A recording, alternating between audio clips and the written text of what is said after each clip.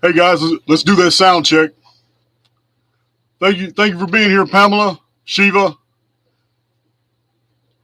Thanasia, Boopster. Sorry I started a little late. Seems like all you got to do is make plans and other people will mess them up. Almost everybody in my contacts has hit me up in the last 45 minutes for something. Oh my God. I guess I got to start publicizing on my contacts list when I'm going live. I'm going to go to the bottom of this thread, see about the sound check. I don't see any. Loud and clear. Okay, thank you guys. Thank you. JJ Recon, glad you're here. Phoenix Protocol, Wendy Flores, Matt Kubas. Oh, Matt Kubas 2178, excuse me.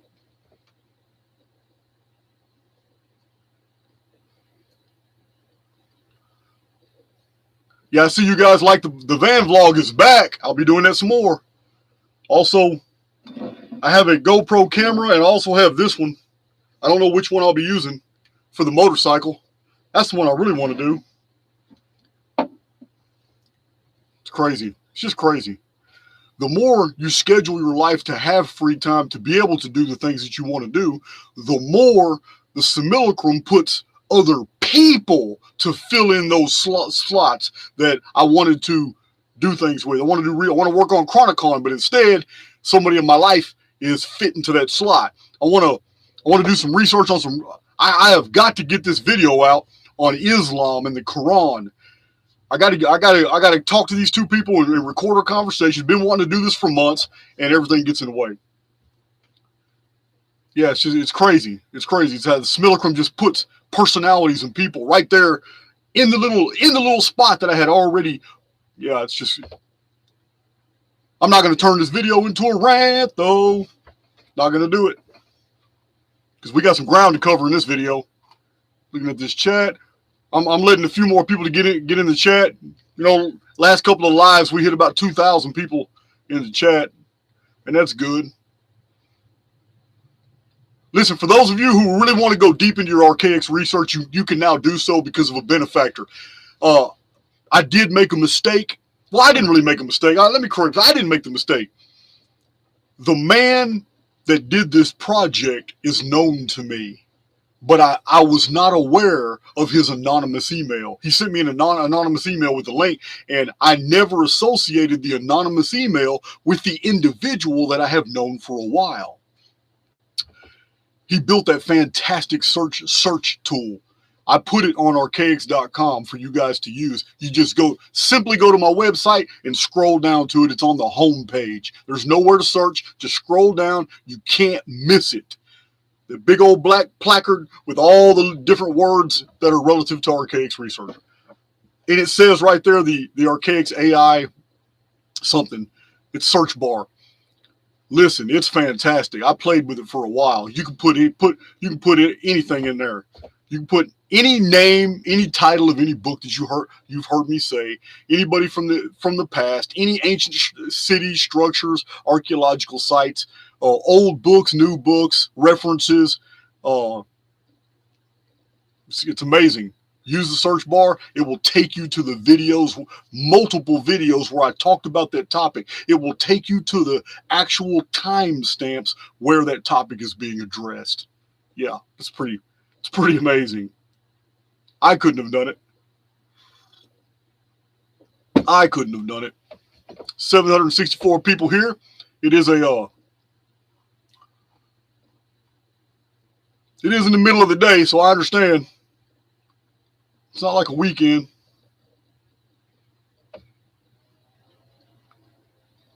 So the GoDaddy, I can screenshot it if you guys want to see it. I mean, there's really no need to, but I can. But GoDaddy has in my settings, pretty shocking, but Archaix.com is among the top 1% of performing websites in the entire GoDaddy world. That shocked me when I saw that. Yeah, it's right now. My website has 780,000, not quite a million, 780,000 views, and just in the last 30 days, I believe it was 56 or 65, one of them, 1,000 views. So a lot of people are going to archaix.com, checking it out. That's good. A lot of material there free. Just check it out.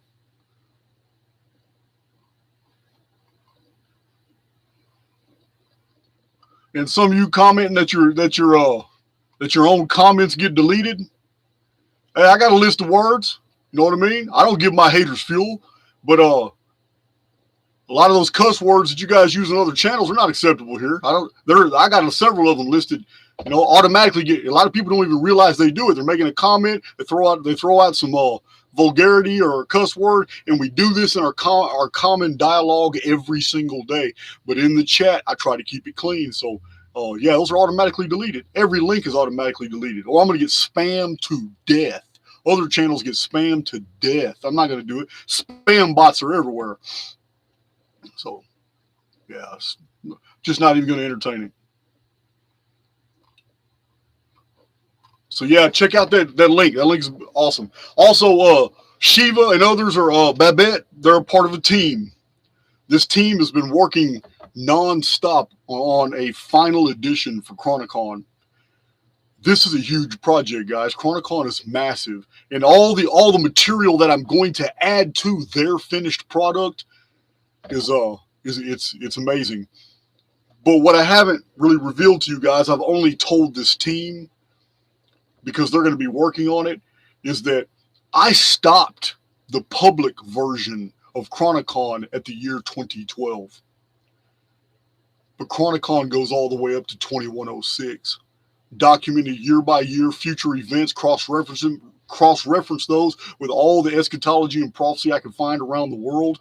And I cross-reference that with isometric analysis of historical events, showing you the palindrome sequencing that I have found and demonstrated many times on my channel. And I further cross-reference that with everything that's found in the prophecies of Nostradamus as filtered through the legitimate date index that was discovered by Mario Reading.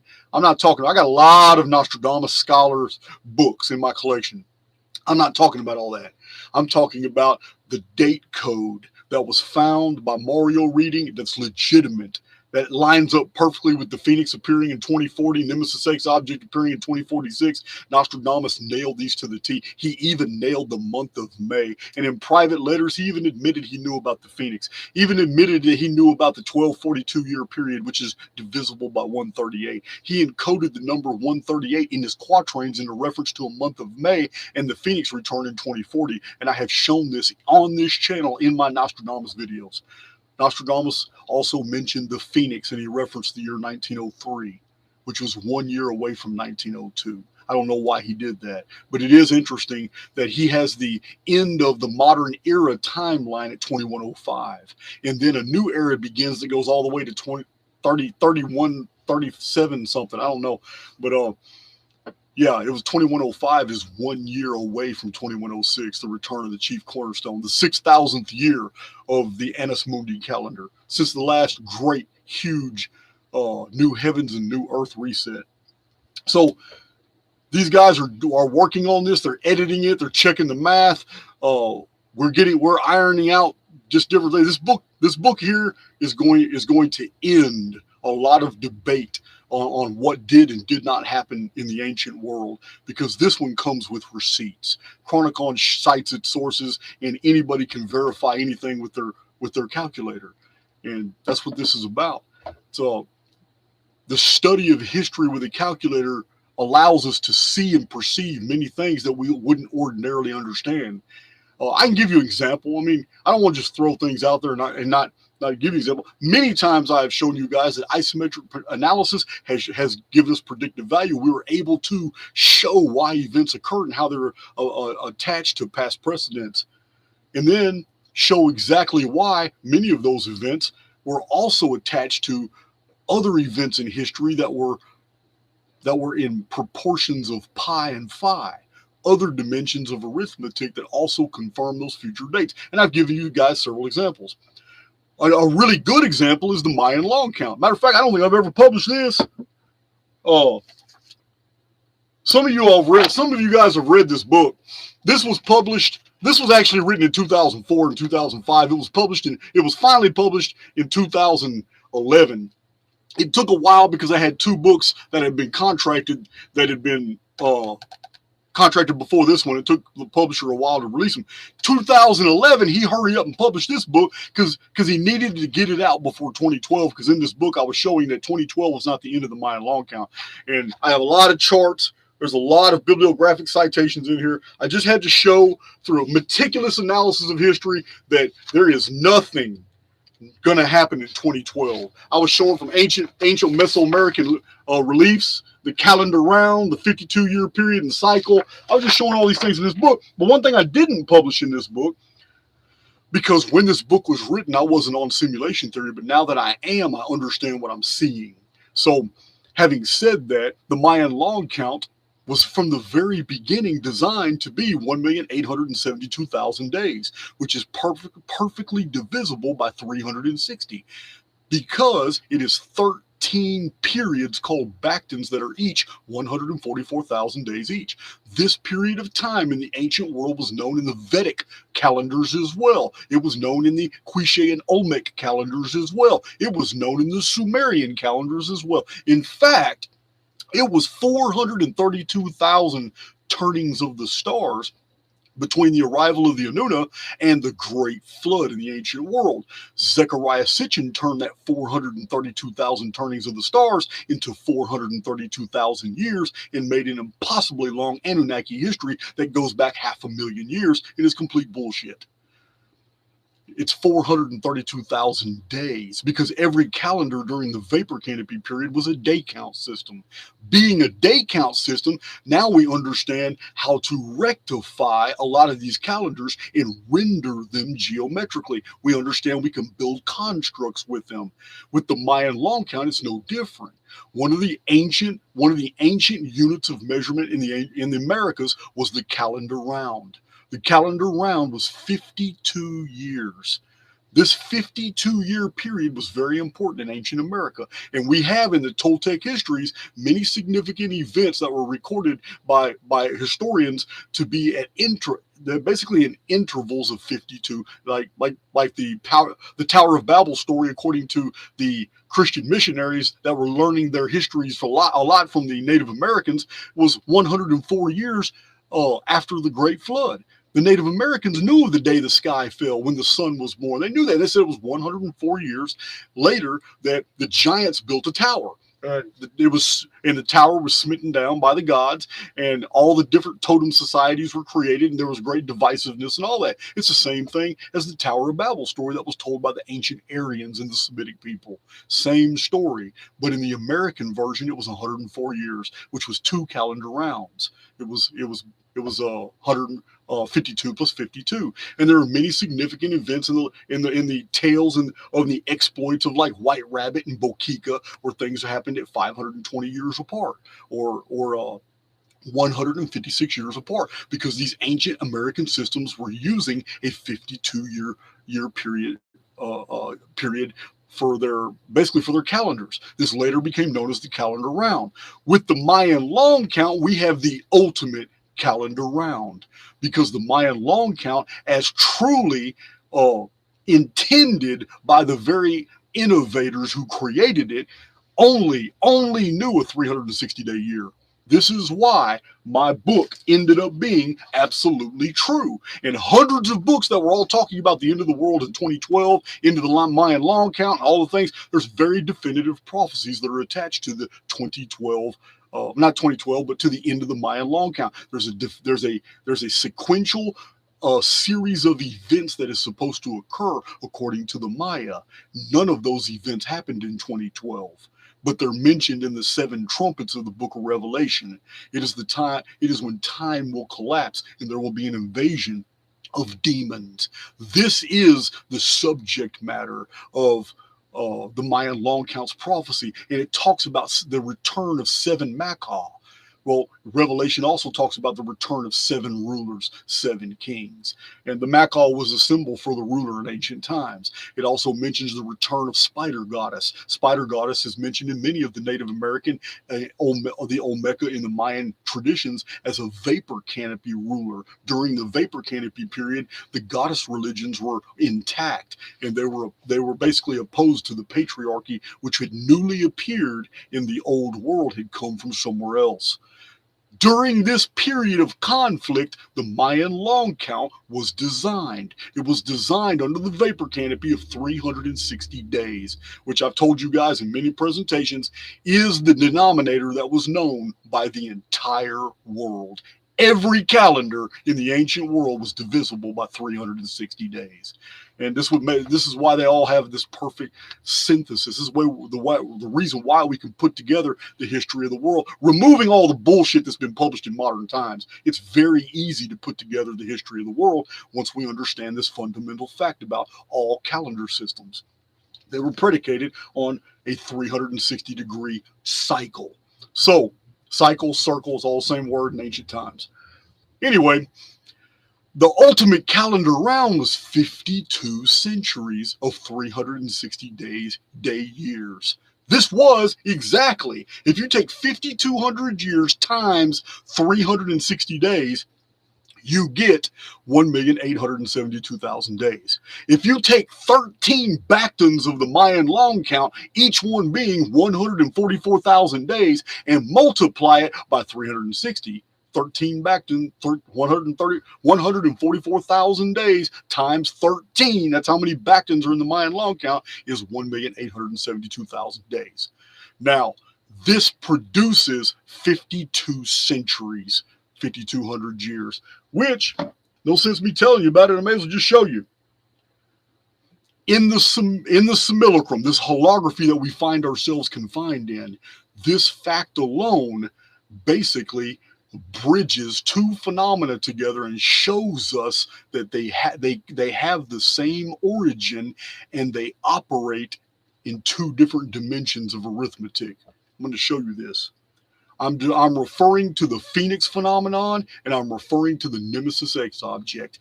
They have very different histories, but they have identical beginnings, and there's only 1 year in history where both of them were in the sky at the same time in the same year. Only 1 year in history. It's 52. It's a 522 AD. And I've got several videos about that. You guys know about that. You guys know about 522 AD. It's the Great Reset that was hidden by the Roman Catholic Church. It's the reason why we have the Anno Domini AD BC calendar today. That's why. It's the only time in history both of these objects were seen in the sky at the same time, but they're both coming back. The Phoenix phenomenon happens in May of 2040. And recently, my own subs hipped me up to something I wasn't even familiar with, that May 17th was the 138th day of the year. I have always dated the Phoenix phenomenon at May 15th or May 16th. Never considered May 17th, but I was doing that because all these ancient records I've come across said it was the middle of the month of May when all these disasters occurred. So May 17th is still the middle of the month of May. Now, so every 138 years, on the 138th day, we have the Phoenix phenomenon.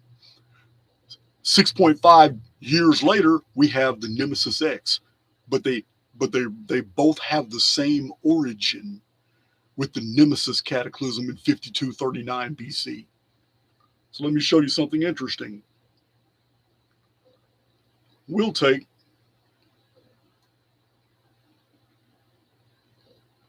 the calendar round, 5,200 years.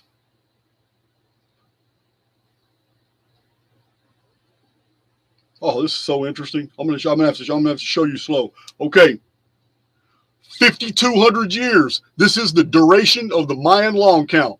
Hope you guys can see that. 5,200 years is the full duration of the Mayan long counts. 13 Bactons of 1,872,000 days. If you were to divide that by pi, My Archaix veterans, you know this number.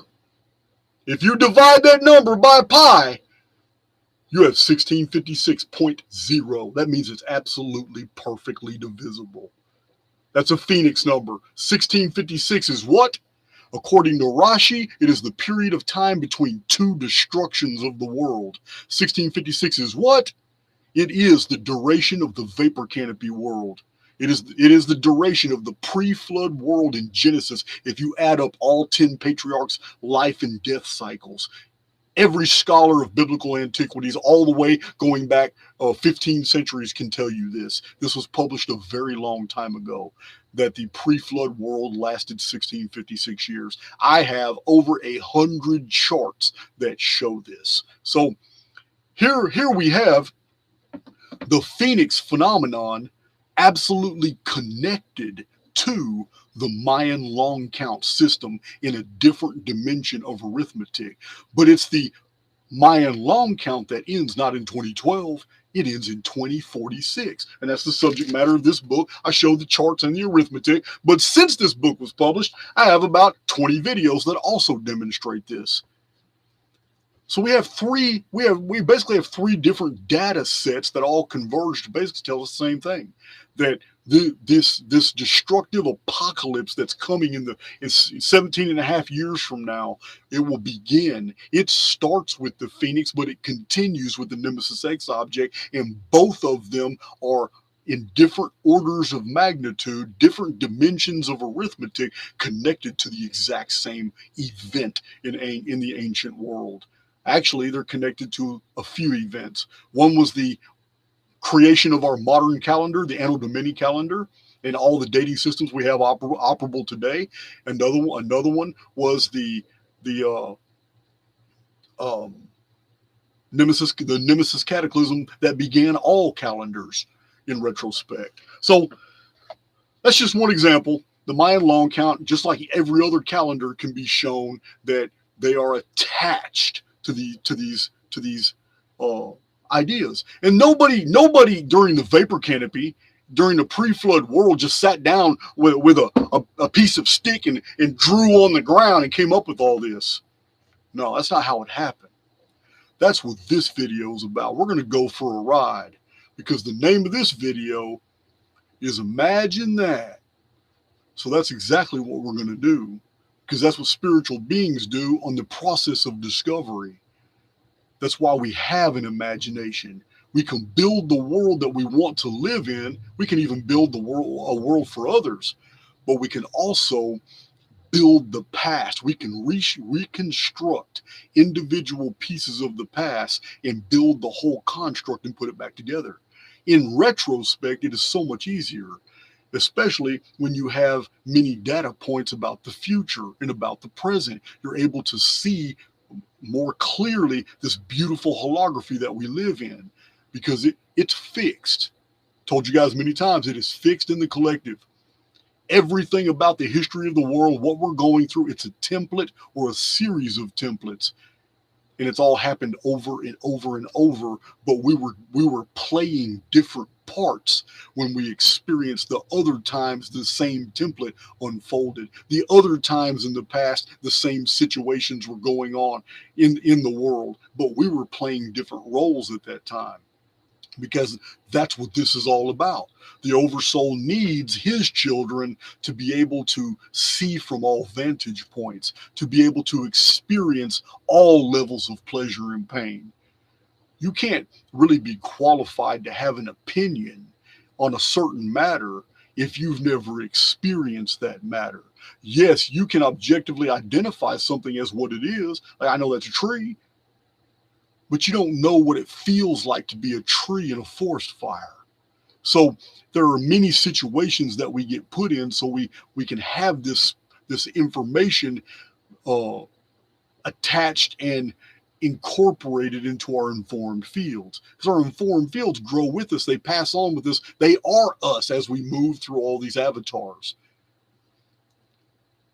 But we need to imagine a world after I drink this coffee. Oh, I do, before I get really started, I need to do another sound check. I've run my mouth for as long as 5 or 6 minutes before I realized something was wrong before.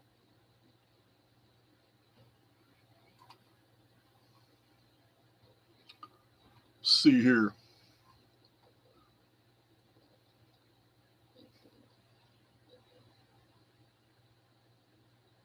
Let's see here.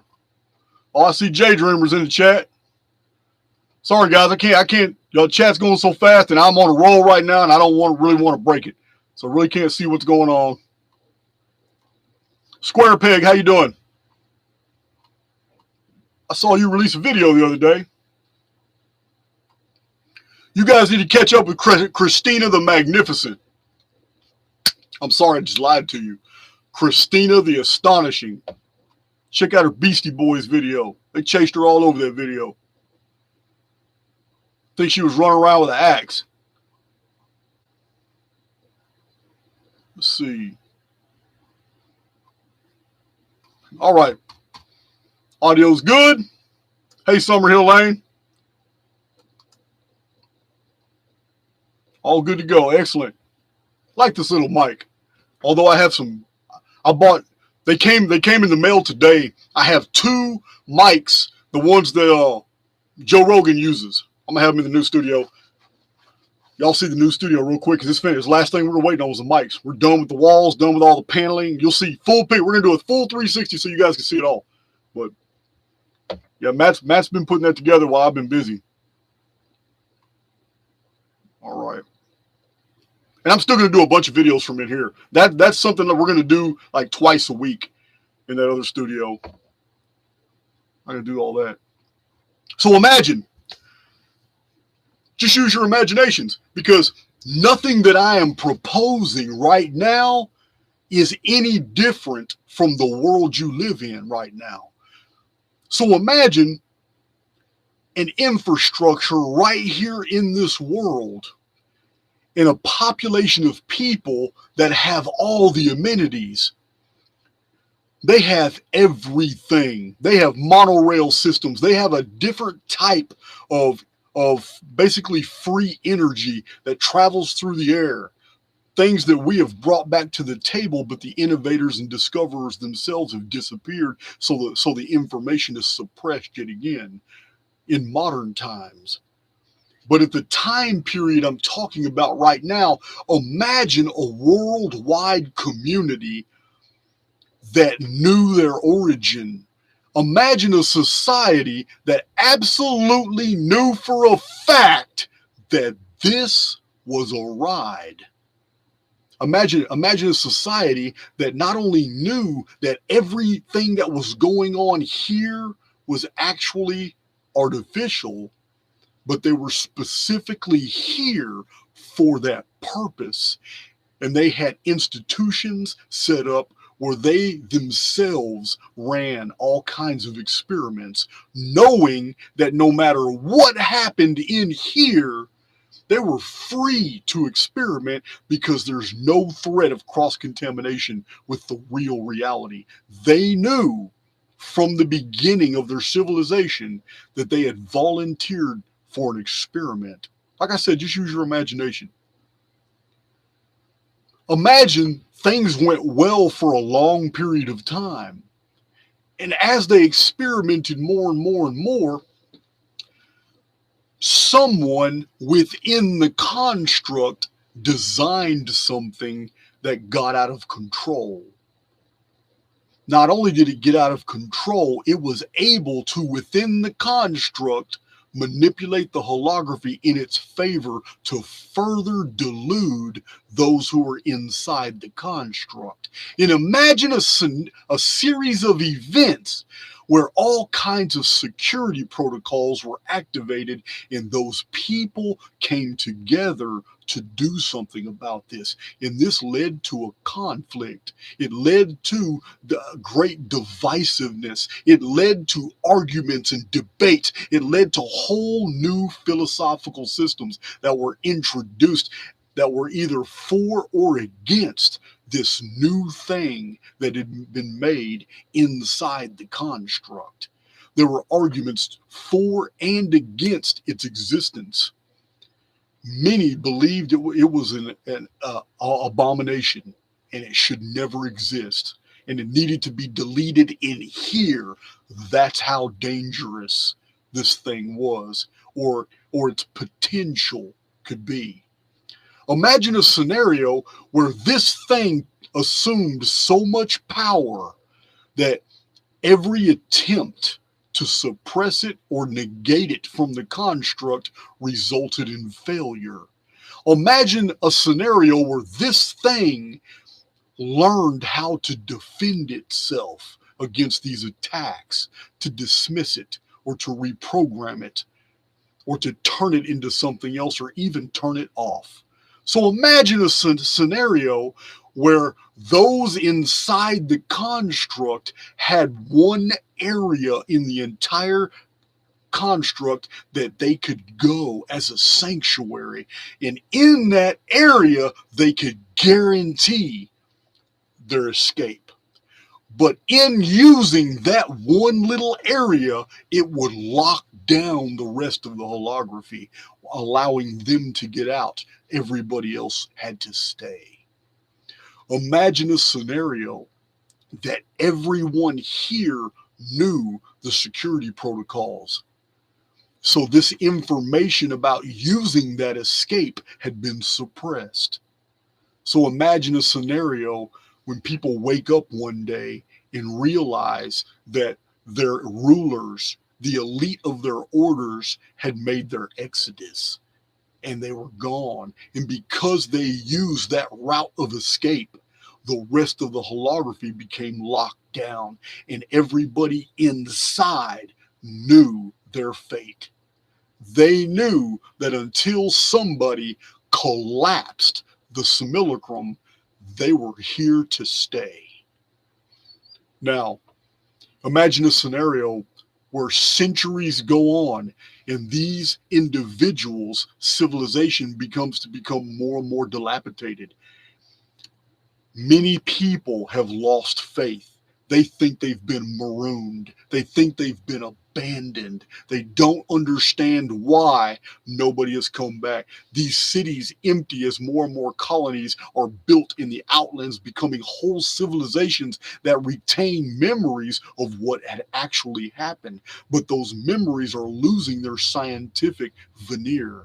They're now beginning to take on traditional and mythological overtones. Although the civilizations that still repeat these stories are still sophisticated. In the 930th year of this civilization, something happened.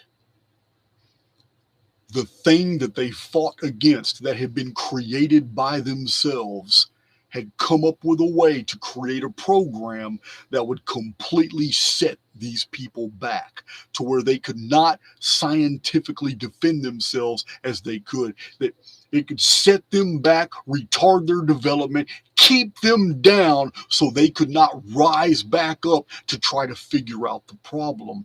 Because what this thing was now was intelligent. It now had the ability to reason. It was an expert at threat assessments, so it knew that it had to do something within the construct.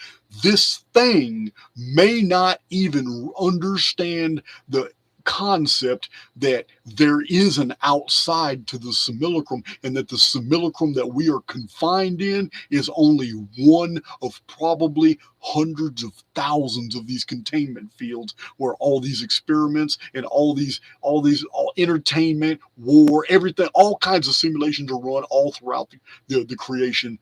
And people are volunteering for these experiences. Immortal souls want to experience what these things are like, so they volunteer to take up a habitation in the avatars that live through these things. Because on the outside of the construct, they can look down and look in the construct and know objectively that I'll go, okay, I'm going to be scared when I'm in there. I'm going to be in pain while I'm in there. But when I exit the other side, it's going to be awesome because I'm going to remember everything. I'm going to have stories to tell everybody and all. And everybody knew the consequences.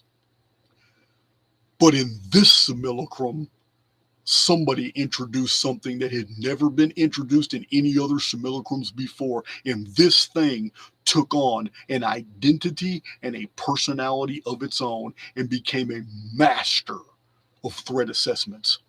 And it was able to ascertain when humans, what time period humans could actually come back from a full reset to be a threat again. So it designed a weapon and it hid it in the sky. And that weapon specifically visited the world every 138 years. Every 138 years, it would be able to activate. It couldn't activate in between. Imagine that the pulse of the simulacrum is the fine structure constant, which is 1 in 137 point something, something, something. I can't tell you definitively what it is, because even physicists today are always complimenting each other and slapping each other on the back when new calculations show a more definitive fine structure constant calculation. It's almost impossible to narrow it down exactly what it is. So even recently, new calculations were conducted, and the scientific world's all hoopla about it. Oh, we got a better calculation now, but it doesn't matter. It's still 137 point something else, meaning there's a small space in between every single one of those pulses in the fine structure constant. That little bitty space is necessary. It's called a pattern break. That pattern break is perfectly necessary for it to actually be a pattern, because if that break wasn't there, it would just be a linear continuum and it wouldn't be the fine structure constant. It would be something else. So imagine a scenario that 930 years after their civilization had gone through all these ups and downs and all these discoveries, and the elite of their orders, or maybe just a few of them, got together and escaped. They jettisoned. They were gone, but it locked them in. And in the 930th year, they were attacked from the sky. All their cities and civilizations were buried in 50 to 200 feet thick of red mud, red rain, red dust, packed with iron oxide. It was putrid. They thought the sky was bleeding. Their entire infrastructure collapsed. Imagine a scenario where a civilization is absolutely caught off guard, and 95% of every living thing was exterminated. 930 civilization is gone. Imagine a scenario where the survivors formed themselves in colonies, and yet they were still so sophisticated and advanced. They understood scientific principles. They understood the things that they needed to survive. There was a need for a written language. There was a need for all these different things they knew that they were gonna have to need. And many of these colonies still had their tools. They still had some of their technology. Their infrastructure may have collapsed, but they still had many things to build and make with. So imagine a scenario where these colonists, these survivors who documented this massive reset, they were so shocked. They were in shock. They actually believed it was a new heavens and a new earth. The lithospheric displacement, the whole pole shift occurred. It was at least 30 degrees. Oceans slipped from their basins, new mountain ranges, and every trace of their civilization was buried. The few survivors, many of them just eradicated. They're gone within 10 to 15 years. They died too. We're talking about the human family falling down to about 5%. So imagine a scenario where scientists 5,700 years later would discover all these beautiful pieces of artwork on cave walls and pipes that were carved in multiple dimensions in ivory, three-dimensional statues from the ancient world. They would dig up the graves of these people and realize, well, this was a very, very spiritual people. They believed in life after death.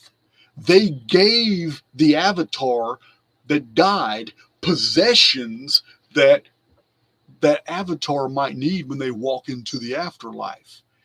Imagine a scenario where 57 centuries later, some archaeologists go a little deeper and they look at these artifacts in tombs, well, not tombs, but all these burials a little bit differently. And they realize, I wonder why all these people look so sophisticated. I wonder why all these skeletons of the males have short arms, long craniums, short arms and long craniums, and the males are 6'4" to 6'7" on average. It's bizarre. These men, these archaeologists were not going with the established academia, because the established academia called the Cro-Magnons and the Magdalenians, and there's so many different types, but they called them primitive. They even equated them to the ancient Neanderthal. But this is not what other archaeologists have found. They study the Cro-Magnon remains, and they realize, wait a minute, short arms and long craniums and very tall skeletal structures of the males, coupled with the fact that every female skeleton was petite at 4'8" to 5'2", compared to these giant dudes, really. So this led to a whole new series of discoveries that were widely published and suppressed. This was the fact, was that Cro-Magnon man was far more sophisticated than we ever gave him credit for, because this is the anatomy, this is the bone structure to a sedentary race, not a nomadic race, not a hunter-gatherer race, not a Neolithic race. Cro-Magnon skeletons are evidence of a people who are technologically sophisticated for a very long period of time. Their arms were shorter because they weren't used like the primitive Neanderthals or us today, where we do so much. Machines did everything for the Cro-Magnon. Their brain capacity was much larger. They were thinkers. These were highly intelligent individuals. The women were very petite. This is the evidence. It's not even the evidence, it's the proof. It's the proof of a sedentary race. A race where they have technology doing all the work for them. They don't do anything. So these same archaeologists then make discovery after discovery after discovery, the more they look into the Cro-Magnon mystery. Imagine disinterring grave after grave after grave and finding these magnificent textiles, 1,000-count weaves. It's amazing. Imagine finding pants. The men were wearing pants with button flies. Wait a minute. We were told that pants were a modern invention. Even the Romans wore skirts and robes. Even many of the Celts wore skirts, although it was the Celts that later invented pants, and the Scythians, the Cymri. But this is what we're told by modern academia. But the historical record, the archaeological record, shows us that Cro-Magnon had pants, belt buckles, belts. They had patches to signify rank and order. They had all these things, and they've been found in the graves. Lewis Spence has several books published about the findings in the 1800s and early 1900s to about 1930 of the things that were found and suppressed in Cro-Magnon graves. Cro-Magnon art is not the art of a simplistic people. It is the art of a people who are highly intelligent. They understand three-dimensional aesthetics because they painted many of their buffalo and bison and harts using the natural contour of the rocks themselves to bring out the anatomy of different creatures. The paintings are beautiful in Cro-Magnon settlements in caves. Caves. What were a technologically advanced, sophisticated people doing in caves? I'm going to tell you, because Revelation chapter 6 tells you that everybody runs to the mountains and the caves and hides from the face in the sky that's raining destruction on them. This is in Genesis. This is in Revelation chapter 6.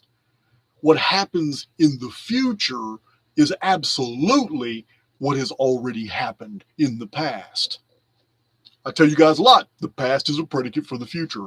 So we have with Cro-Magnon this advanced civilization that was reset. Over the centuries, they become more and more primitive. But we have an interesting situation here. Because for 456 years, they rebuilt. Cro-Magnon builds a fantastic civilization, and we found it. We know exactly where it was, in the vapor canopy period. And it wasn't in Africa, Asia, and Europe. It was not in the old world that we have later come to know as Egypt and Harappa and Hattusis the Hittites, and Armenia wasn't there at all. Judea, the whole Middle East, and Aegean and Mediterranean. No.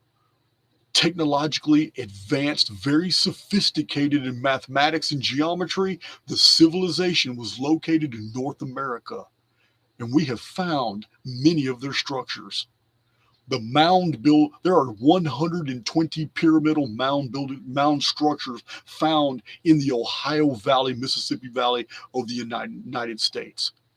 This site, Cahokia and all the surrounding areas, was an area that was completely developed at one time by a sedentary race, and their bones have been examined as well. Unique changes were done. The skeletons were different, but they were the same as the Cro-Magnon, but with additions. It was baffling researchers in the 1880s all the way to the 1930s when they excavated mounds in Cahokia in North America to find what they believed were Cro-Magnon. Right here, anatomically perfect Cro-Magnon everywhere in all these, but they were 8 and 9 foot tall with at least one verifiable 11 foot tall human skeleton found in near Monk's Mound. So we have a situation, but it's a vapor canopy world now, because the world that Cro-Magnon came from was technologically advanced, and it was reset, and we call it Genesis chapter 1. Remember, the survivors are told, the Adamu are told, be fruitful and multiply and replenish the earth. Their world was absolutely destroyed with fallout. And it's also 3895 BC, which is on the Phoenix timeline. Totally destroyed. But 456 years later, they had now built another civilization, and they're way over here in North America. They've lost most of their technology that they enjoyed in the 930-year civilization, but that's to be expected. It's 456 years after that great cataclysm.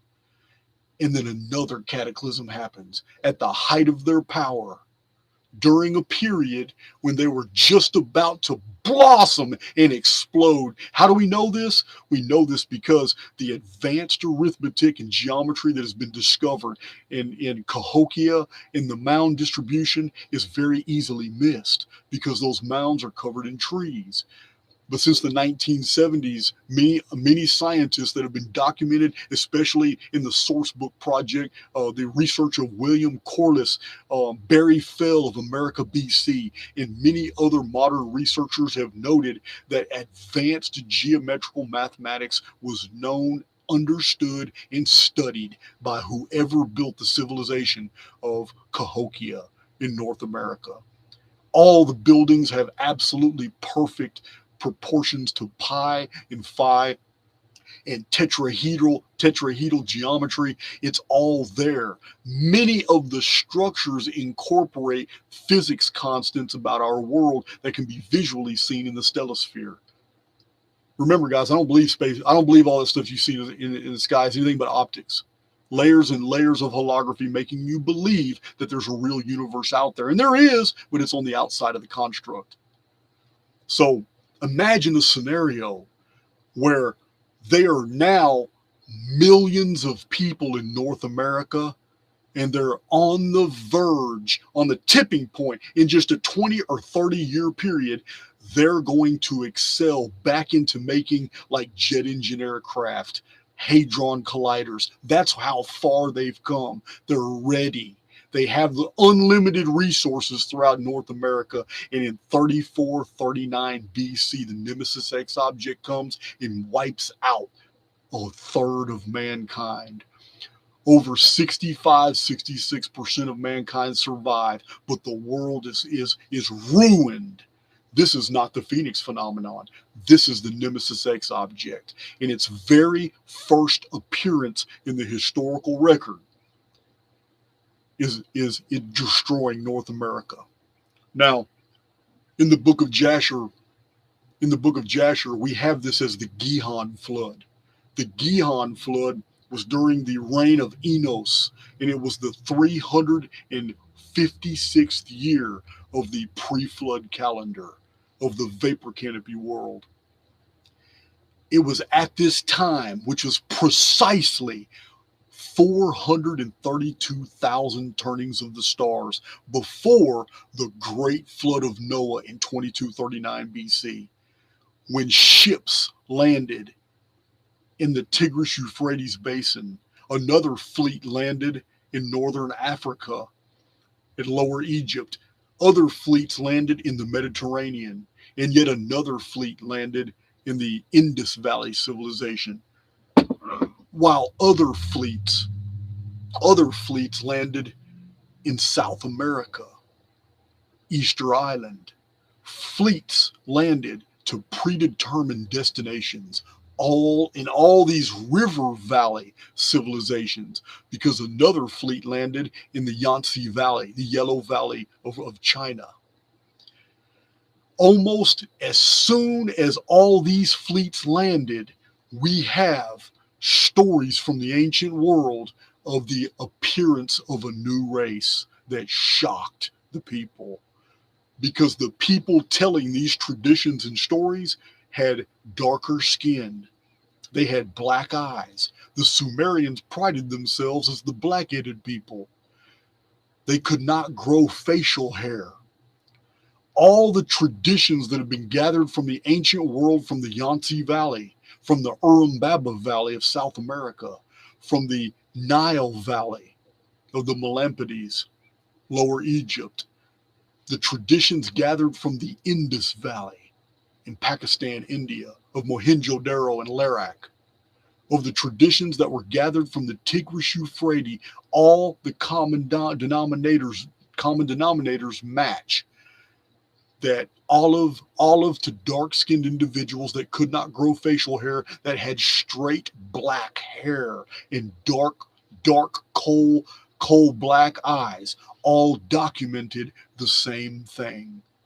A very tall, white-skinned, alabaster-skinned, porcelain-skinned, eggshell-skinned race of people with gemstone eyes suddenly appeared on their shores. But it wasn't a conquest. None of these traditions tell of a conquest. This race appeared as benefactors. They brought all kinds of amazing devices that they carried in little handbags.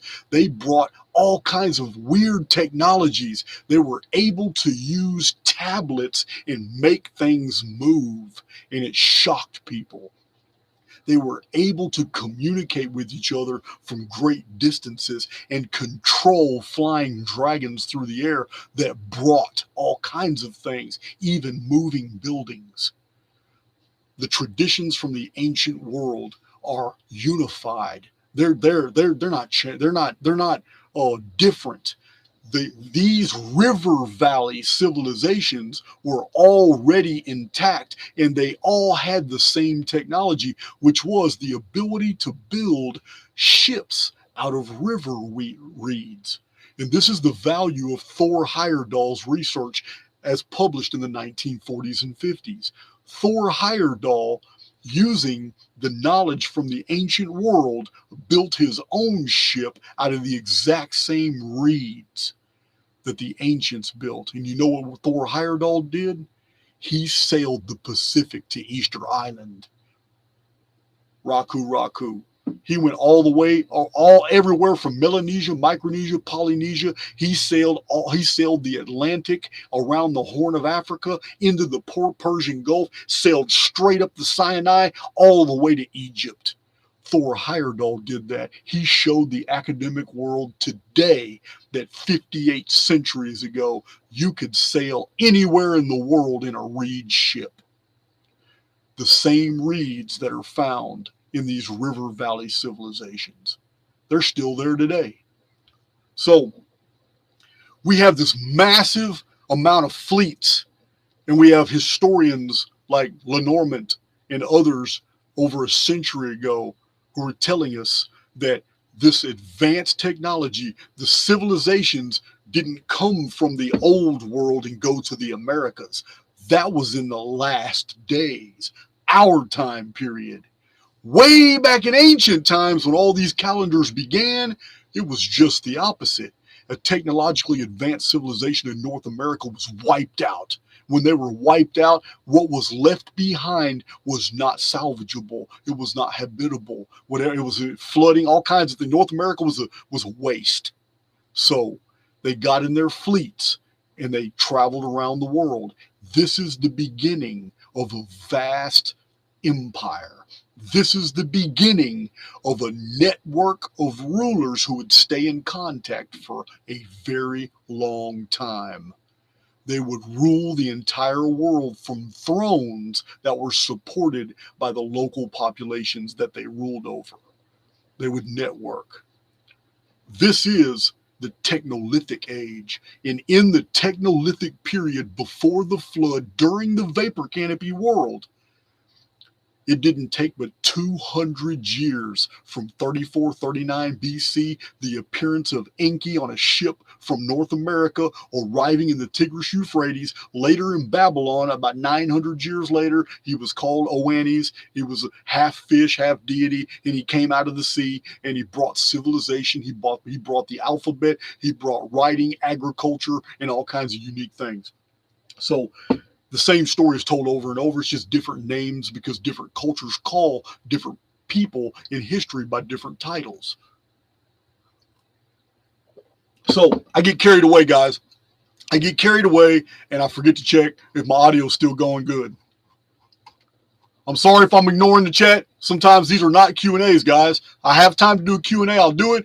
But sometimes I do a live video because I have a presentation on my mind that I need to get out. Let's do, how's that, good. Okay, carry on. Audio good. Thank you, guys. Oh, I saw a face diaper in there somewhere.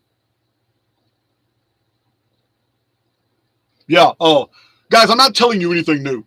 Everything I'm saying now is I am basically giving you a more abbreviated, concise version of what is spread. Maybe not to your liking, because I took 50-something videos to do the Anuna files to show you the true history of the Anunnaki and not the Zechariah Sitchin, Billy Carson version. No, I'm giving it to you the way it's presented to us in the historical and archaeological record. That's what we're doing now. We are imagining what all these independent data points and data sets construct from us retrospectively from all the evidence that we have acquired. This is what we're looking at in the history of the world. The periods that I'm describing right now, Egypt doesn't yet exist. Babylon doesn't exist. Sumer doesn't yet exist. It wasn't until the arrival of all these fleets of ships from North America that all of a sudden building begins at Mohenjo-Daro and Larak and other cities in the Indus, Pakistan, India valley. So building begins in the Nile basin. Building begins in, now we understand, in the Nile, the buildings that were begun a little bit later. This is the Giza complex, the super ancient temples that were only discovered in the last 150 years underneath the sands. And there was no record of their existence for 15 to 16 centuries before that. And they're only mentioned in ancient Egyptian, well, actually ancient Greek texts talking about what the Egyptians showed Greeks. So we're talking about 3439 BC, the 35th century BC. The 35th century BC is where everything happened. There are whole books dedicated to educating the public that the 31st century BC was the tipping point when the Neolithic world suddenly exploded. And scientists and archaeologists and scholars have been very honest about the fact that they just don't know why all of a sudden Neolithic people who have been living the same for thousands of years, unchanged in totem societies, would all of a sudden, within a 200-year period, explode into technologically advanced structures, canal works and irrigation and hyperbolic curves, tolerances to 0.025%. We're talking about smoother than the surface of a marble on a bank building. Many of these old technolithic structures. Now we have people like Brian Forrester, and he's not the only one that have shown us the actual pictures, boots on the ground researchers that have published books showing us the differences in this architecture. Does Brian Forrester call it technolithic? I don't think so. It was coined by James O'Con. But do I respect Brian Forrester? Absolutely. Absolutely. He has also documented these old traditions that are all around the world about this invasion of Caucasian peoples. But it wasn't an invasion in the conventional sense. It was basically an occupation where the settlers that were already there who were not Caucasian were just overwhelmed with their presence. It wasn't a war. There is no historical incidents of any of these fleets landing and taking anything. They integrated. And this is the introduction to Genesis chapter 6, when it talks about, and there were giants in the earth in those days. And then the sons of God, it says there was giants in the earth in those days. This is what's really interesting. A lot of people have taken this out of context. It says there are giants in the earth in those days. That is a time period. This is to give you a backdrop to the history that it's talking about. Because the next statement says, when the sons of God came unto the daughters of men and took every one as you know, which they liked, which was pleasing to the eye. So the historical context is there were giants in the earth in those days. And I've told you guys many times, I have 5 videos on giants, and I have about 5 videos on vapor canopy. So this is the historical context. It was during the age of giants, meaning the book of Genesis was written way later, to where a scribe had to interject a historical statement to get the reader to understand that this was ancient times. This wasn't just ancient history. This was when the giants were here. That was vapor canopy period. That was before the flood. And it specifically says, the sons of God came and took the daughters of men, all which they chose, and they begat mighty men, mighty men of renown, or mighty men which were of old, men of renown and heroes. Nowhere does it say anywhere in Genesis that the offspring of these invaders that were regarded as sons of the gods and the local females of the races that were there when this happened, nowhere does it say in Genesis that that union produced mutants and hybrids and monsters and giants and all that? Nowhere. This is the problem with the Judeo-Christian version of history. They have contorted the facts. The giants were a byproduct of the vapor canopy because humans were growing to astonishing sizes. But there was different sizes of humans. I don't know if you guys are very familiar with this, but there's several books that document the pygmy races.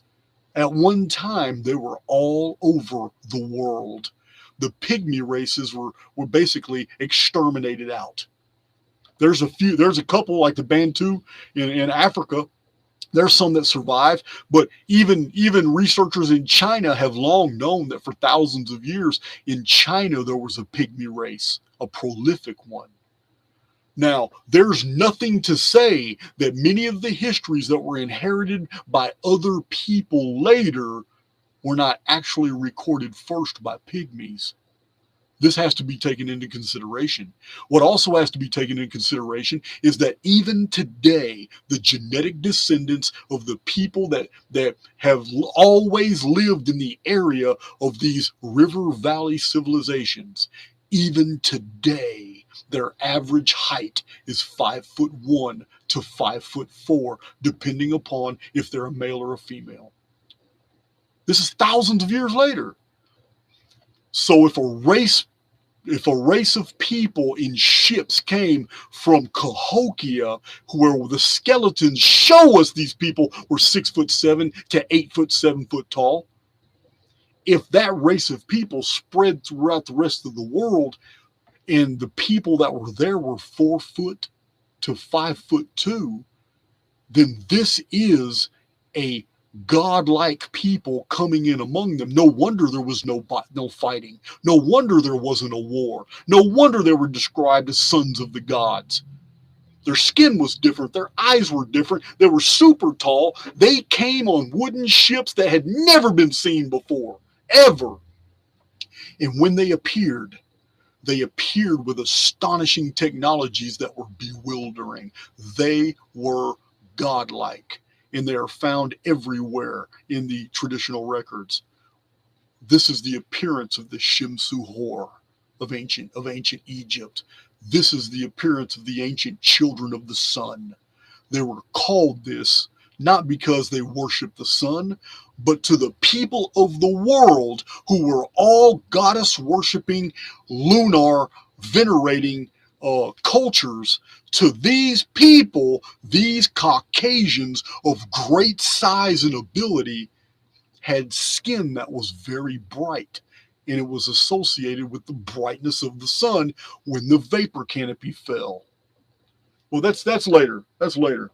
That begins the Children of the Sun dynasties, for which W.J. Perry published an entire book about, the Archaic civilization, which ended in a Phoenix cataclysm. Oh, I feel guilty for not 1656 people in the chat. Wow. Now it changes 1655. Yeah, guys, it's I feel guilty of ignoring the deal, but this was on my mind. This was on my mind, guys. You have to understand, the history that I'm giving to you is according to the evidence, not according to a lot of the things you hear on YouTube or on Facebook or in modern published books.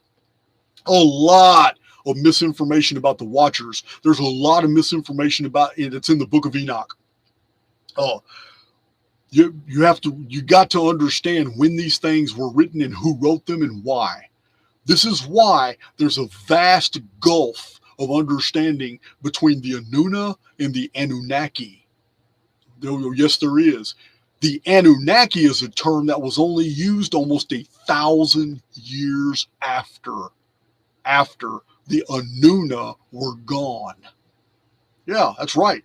The Anunnaki is a term that was used post-cataclysm in Babylonia to describe the appearance of the Anuna. But by this time, the Babylonian priesthoods had taken over. These Babylonian priesthoods are no different than the Roman Catholic Church today. They are the Vatican of the ancient world.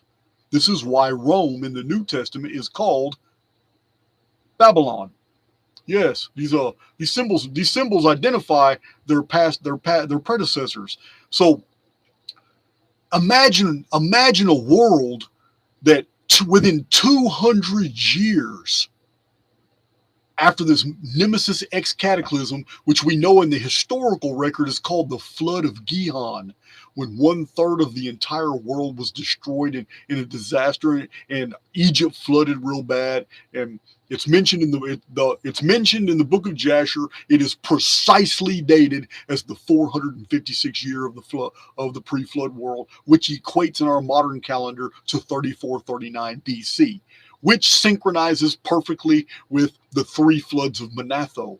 I've showed you, I have a whole video showing that Manetho dated 3 floods and provides a 1,752 year timeline, and it perfectly links up. 1,752 year timeline. It is perfect for the window of all 3 floods to the exact year. I have a video on that. You can use that new search bar on my website.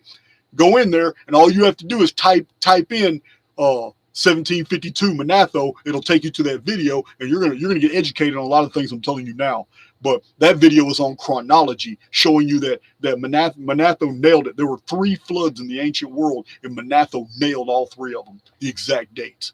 This is astonishing, because the flood of Gihon, we are told in ancient Babylonian records, we are told in Arabic traditions that there was a time period of 1,200 years that was very important. Some traditions say that 1,200 years before the flood was the time period of the 10 Patries. The 10 Patries, the 10 fathers. Again, we have the 10 patriarchs in the book of Genesis. We have the 10 kings in the Sumerian king list. We have the 10 genii in other traditions that all lived during this period. So there were 2 major political dynasties that were there was a conflict between them in the pre-flood vapor canopy world. One of them was the dynasty of 7 kings. We know this as the Anuna. This was the Sumerians. But then there was another dynasty called the 10 kings.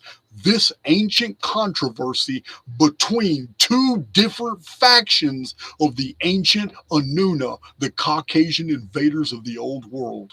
These 2 factions will again fight in the apocalypse. This is why the 10 kings and the 7 kings return in the book of Revelation in the future. This is a script.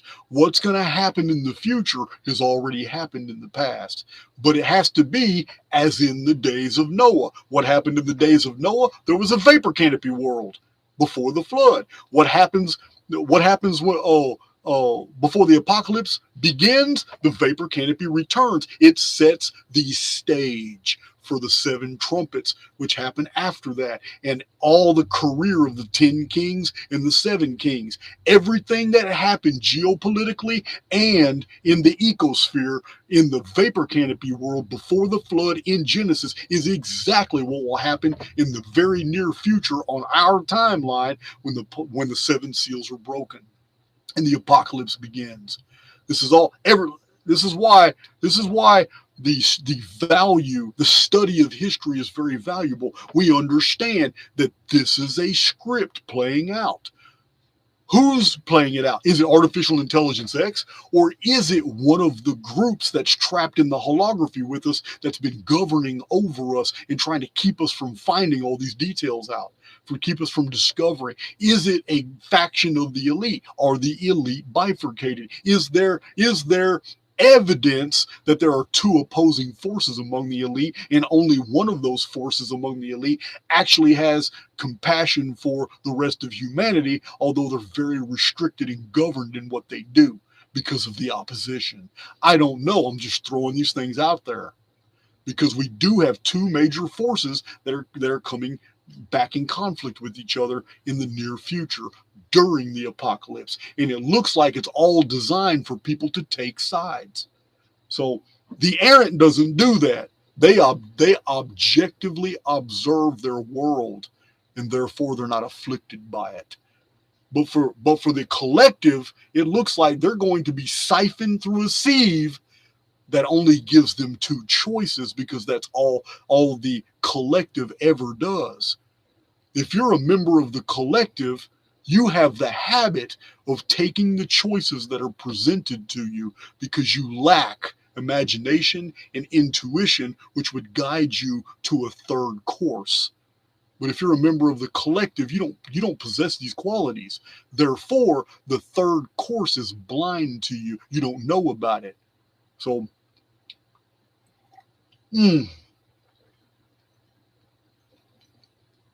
love this cup. Thank you. I lose track of my benefactors. I got like 6 coffee cups. All of them are fantastic. You got to chew it all up and spit out the bones, guys. Is there anything that I say that's disagreeable to you? Don't let 1 or 2 data points turn you off to the point that you ignore 998 good ones. Yeah, don't do that.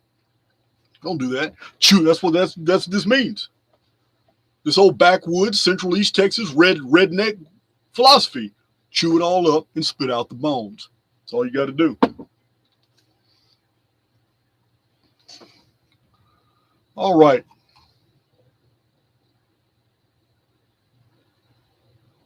I'm just looking real quick. Yeah, Chattel, face diaper, you're right. Chattel. So that also brings a good point. It's a really good point. This massive Caucasian invasion from North America to all these ports is what the traditional histories tell us. This is exactly why when the conquistadors and the explorers arrived in Central, South America, and North America, Aztec, Montezuma, and all that, they were met with the same story. You Boquica. Yeah, Boquica was the great white father. He was the one venerated by ancient Mesoamerican cultures, and they thought he was coming back. Boquica was attached to the idea of the flood. He was attached to the idea of like a golden age. They thought Boquica was coming back. They thought Viracocha was coming back. They thought Quetzalcoatl was coming back. They thought, Votan was coming back. They're all described as tall, bearded Caucasians by people who can't grow beards, by people with darker skin and darker eyes, by people of short stature.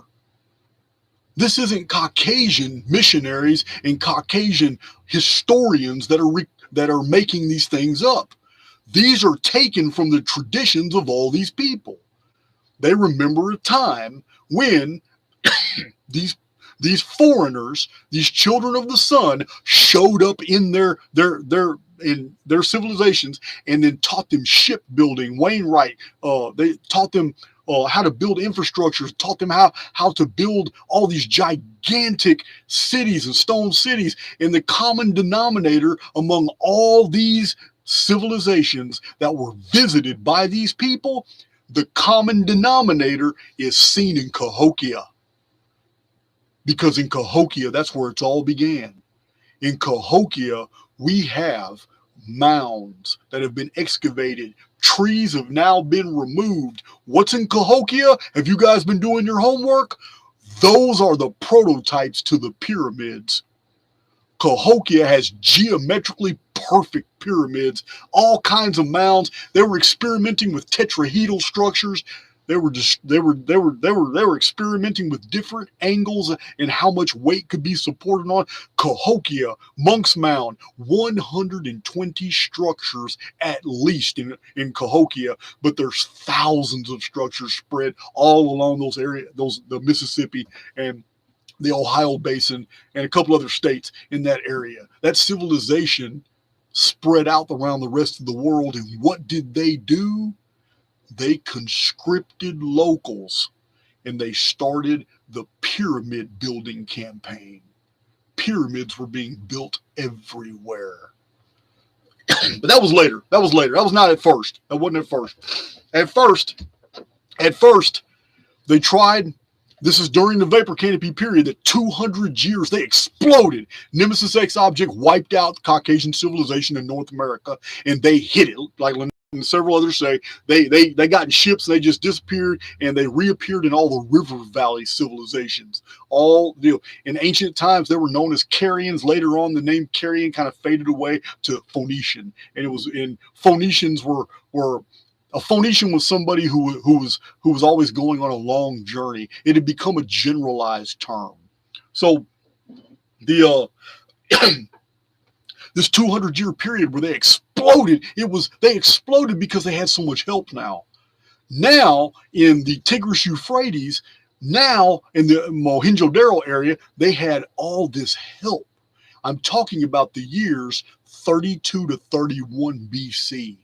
This is 2 centuries after they appeared in 34, 39 BC. Within 2 centuries, they had used the locals, trained the locals. They got all these people there. Everybody's on board with the same language, same writing system. They got all these people doing different tasks and different jobs. They got canal works and they got bridges. They got roads going in all different directions. They're building cities. Everything looks like that within another 20 to 30 years, they'll start manufacturing modern things like they were doing when that 930-year civilization that they remember collapsed from the Phoenix phenomenon, which started year 1 of the vapor canopy, year 1 of the pre-flood world, year 1 of the Annus Mundi timeline that we're on right now, for which 2022 AD is the year 5916 Annus Mundi. That's the year we're in right now. The changeover is not December 31st. You guys have to understand this. There is a calendrical overlap because they are not aligned perfectly, these calendars. The overlap is February 28th, meaning the year 5916 Annus Mundi does not end December 31st. It ends with its last and final day of the year on February 28th. March 1st begins the first day of 5913 Annus Mundi.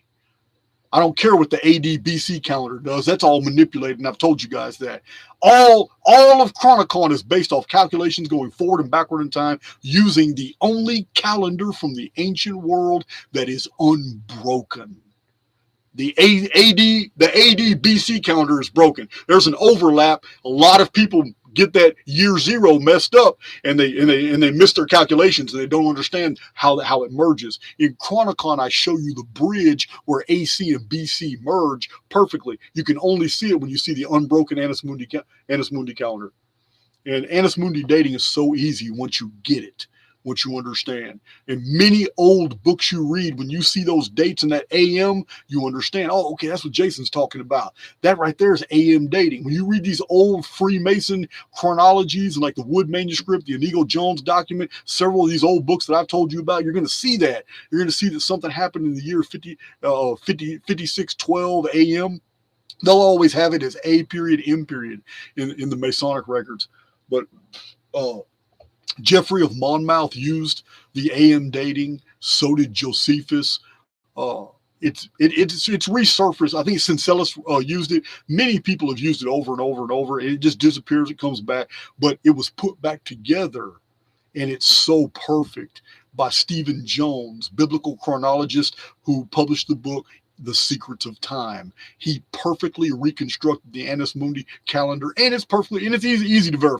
So, I just want you guys to understand that the end of the year for this year is not. That's the modern techno version. That's the technocratic version of the calendar, because it's manipulated. The real calendar, the real timeline we're on, the year ends February 28th. Well, this is why, I can explain that real quick. This is why our last 4 months, there's 12 months. There's 12 months in a year. But have you ever thought about why the last 4 months are 7, 8, 9, and 10? September is 7. October is 10. Well, October is 8. November, Nova is 9. And December is 10. But they're not. They're the 9th, 10th, 11th, and 12th months. So why are they named the 7th, 8th, 9th, and 10th months? It's because it was anciently understood that the calendar was completely off. We're missing 2 months. They've been added as January and February, but that's not what they were in ancient times. So that right there explains to you guys that this year 5916 does not end in 2 months. We still have over 3.5 months. Today's the 7th. So we still have well over 3.5 months before the end of 5916 Annus Mundi. Oh, that coffee's so good. Coffee, even cold, is delicious. Okay.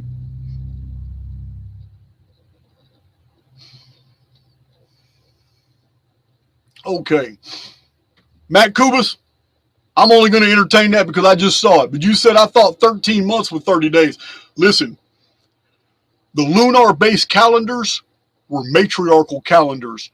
The 13-month systems were not used by Aryan civilizations. They were not used by Caucasian civilizations. They were used by the goddess-worshipping civilizations. They were used by the ancient American civilizations. 13 months was very popular during the vapor canopy period because it was a lunar-based system, and 13 is divisible. 13 is a common denominator in the calendar round, because all ancient calendars that were divisible by the 360 and by the 52-year period are divisible in all increments of 13. 13 and 13 is 26, but 26 and 26 is 52. 13 was a part of the ancient calendar round. We have Mesoamerican friezes, great reliefs of serpents showing wrapped around the stars, and the serpent himself is divided into 13 sections, and star patterns are in each one. Oh yeah, there's all kinds of ancient Mayan, Zapotec, Aztec reliefs that show this great dragon that's divided into 13 parts. And the dragon's eye is the ancient pole star Alpha Draconis, because during the vapor canopy period, when the 13 calendar system was used for the lunations, because the moon was venerated, not the sun. During that period, the entire serpent and constellations rotated around Alpha Draconis, the eye of the dragon. But then the flood happened and a pole shift happened, and all that shifted to Ursa Minor. That's now the Bear constellation is the pole star, not Alpha Draconis. There was a complete shift. That shift of 30 degrees is why the Great Pyramid today is 30 degrees north latitude. It is not on the ancient 0 degree longitude, 0 degree latitude meridian that it was originally constructed on. The Great Pyramid was originally the axis mundi, meaning the center of the world, the center of all motion. The Great Pyramid was at 0 degrees latitude, 0 degrees longitude on the North African plate. But the pole shift that happened at 2239 BC in the month of May, caused by the Phoenix, shoved the entire equatorial belt 30 degrees north, put the pyramid at the 30 degree point. The vapor canopy collapsed. It was the day the sun was born. Now the 4 sun calendars of ancient America appeared, which was the calendars that began counting down to the 5th sun, which is the apocalypse. And the 4 sun calendars began only after the dragon had fallen. The fall of the dragon was the collapse of the ancient pole star Alpha Draconis. It was no longer viable. The stars no longer went around the eye of the dragon. Therefore, the dragon was no longer regarded. Therefore, the 13-month calendar was no longer necessary. So I hope that answered your Matt Kubas. I seen that comment you made there. I just wanted to address that real quick.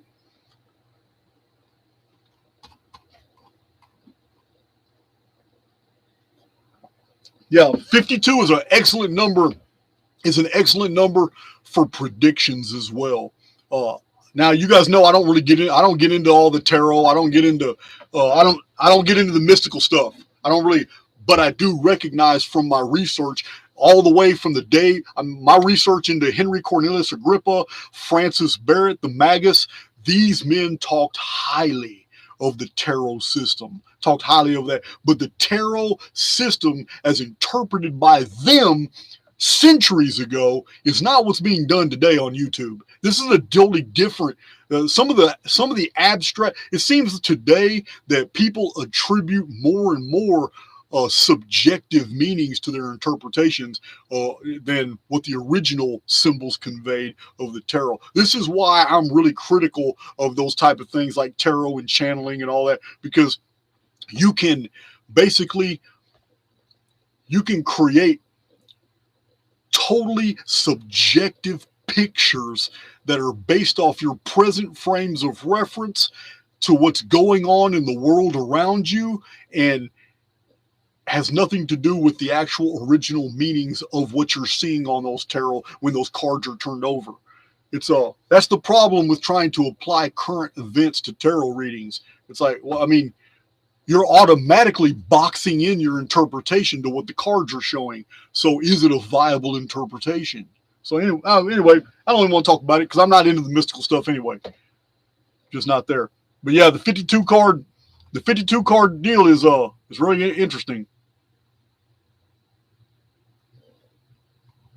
Yeah, the calendar round, the 13 month system is awesome. But yeah, the old 13-month calendar was specifically attached to those old calendars, just like the Mayan long count. Because Mayan long count, like I said, the Mayan long count was based off the calendar round. Every 52 years was a cycle. And the cycle was a part of epicycles of 144,000, which was 13 Bactans. And 13 is a denominator of 52. 13 times 4 is 52. So,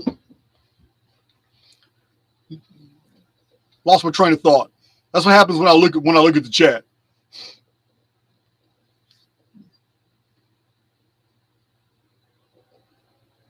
Let's see. So that 200-year period, begins after 3439 BC, and all these fleets appear in the ancient world in these river valley civilizations. These river valley Neolithic peoples took in basically these refugees, but these refugees brought a lot to the table. They brought their technology. Among that technology, within 200 years, these Anuna were carrying devices. These Anuna were carrying devices, and the locals were astonished because they could communicate to each other with these devices from long distances. A man on a mountain could talk to somebody. They could use those devices and call in things from the air to drop off boxes and supplies that had these food of the gods, ambrosia. They had all this in there, delicious stuff. And they were able to use these devices to understand everything around them. Maybe they could scan a plant and they knew its properties. When this civilization was met with yet another destruction by this thing in the sky that was always watching all their activity, ever suspicious that they were trying to bring it down, because it's intelligent now and it's observing everything, and it does not want the inhabitants of the construct to rise up like they had been powerful enough in the past to take it down, and they almost did. But it didn't happen. Instead, someone or some people inside the construct used a safety mechanism which allowed them to catapult out of here at the same time that the rest of the holography became locked down. That thing can't escape into the real universe. That thing is here with us. That thing watches us. That thing learns from us. That thing is soulless. It is absolutely technologically advanced. It is artificial intelligence X. It has watched over and studied the human race for thousands of years. It has set us back and retarded our development over and over and over and over. That thing may not even know that the Trojan programming that was introduced into the simulacrum to bring about its collapse is going to end it too. Well, I don't know. I don't know if it knows that. I don't know, but we'll get to that in a minute. These people watched this new race, sons of the gods, everything they called them, Shemsu Hor. children of the sun, as they used these tablets, and they knew that knowledge was conveyed through these tablets. They knew that the tablet was an instrument of the gods, because that's how they preserve. That's how they regarded these Caucasians as gods. So they equated them to the tablet. This was it. In Sumerian, it's called the Me, or the Me, M-E. I don't know how to pronounce it. All of a sudden, I show those of you, I know a lot of you, hundreds of you have seen my charts. It's at this exact time period that the Olmec, the Mayan Temple of the Cross, the Egyptian chronology, all these ancient calendars began at this exact same time, when all of a sudden in the Genesis narrative, at this exact same time, Enoch was ruling over the sons of men. In the Enochian books, he is ruling over 130 kings and princes, according to the book of Jasher. In the book of Jasher, before the flood, Enoch became an emperor. He was a chronologist. He was an architect. He was a prolific writer. He wrote 366 books. Enoch was ruling over 130 kings and princes. Where have we heard that before? Ancient Egyptian Coptic beliefs. I have cited those actual translations, and I have read them for you in my published books. Those Coptic translations specifically say that King Surid, before the flood, ruled over 130 of the nomes of Egypt. These are the provinces of Egypt, and each one has a ruler. So it's saying the same thing. 130 kings and princes is what Enoch ruled over. But in the Coptic version, it was 130 nomes of Egypt.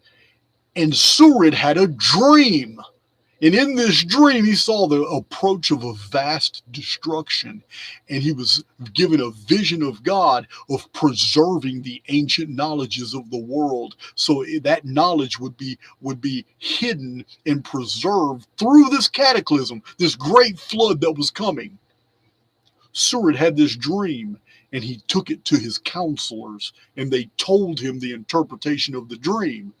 That's the Coptic version.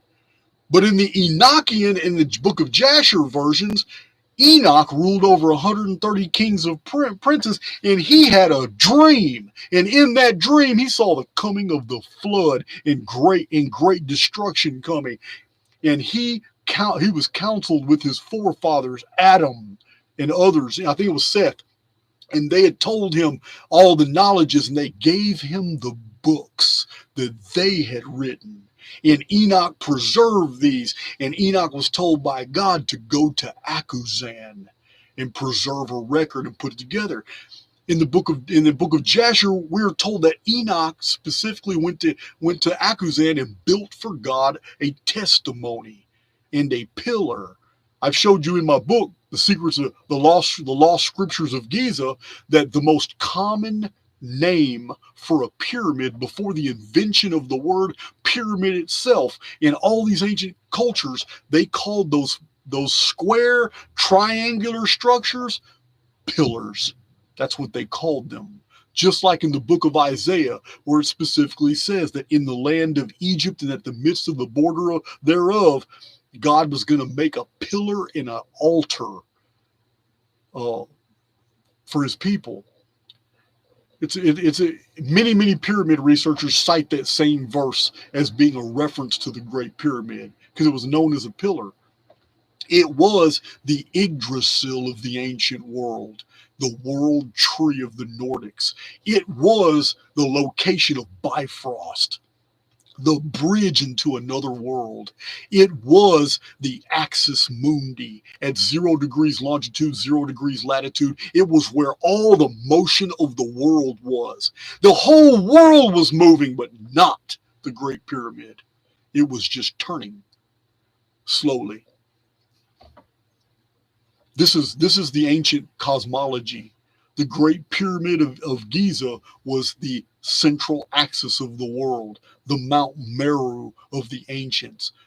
Mount Meru is Vedic. It is Sanskrit, M-E-R-U, but it comes from another root that was borrowed later by the Egyptians when they wanted to describe pyramidal structures.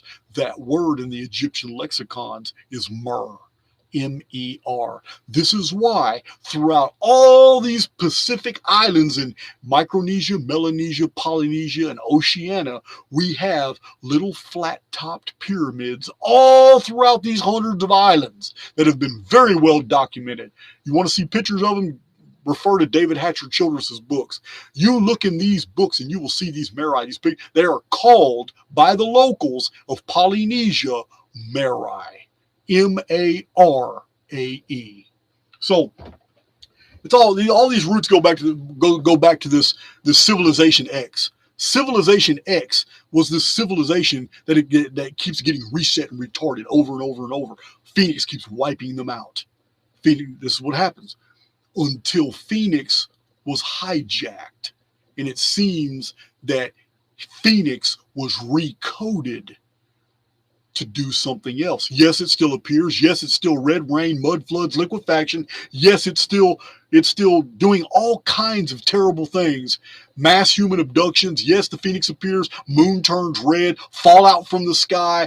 Massive earthquakes. All these things are true.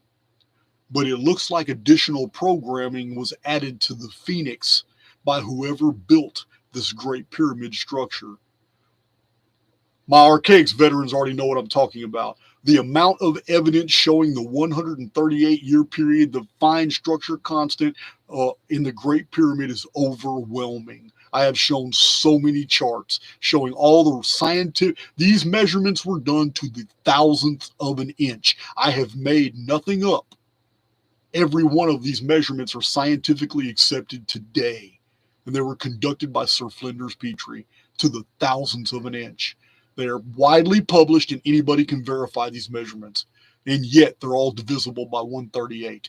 And yet no book in the history of mankind has ever published this data until I did. So what were they hiding? Why is this information concealed? The only thing that we know about 138 in world history is that's the Phoenix periodicity. That is the time period that Phoenix can actually activate.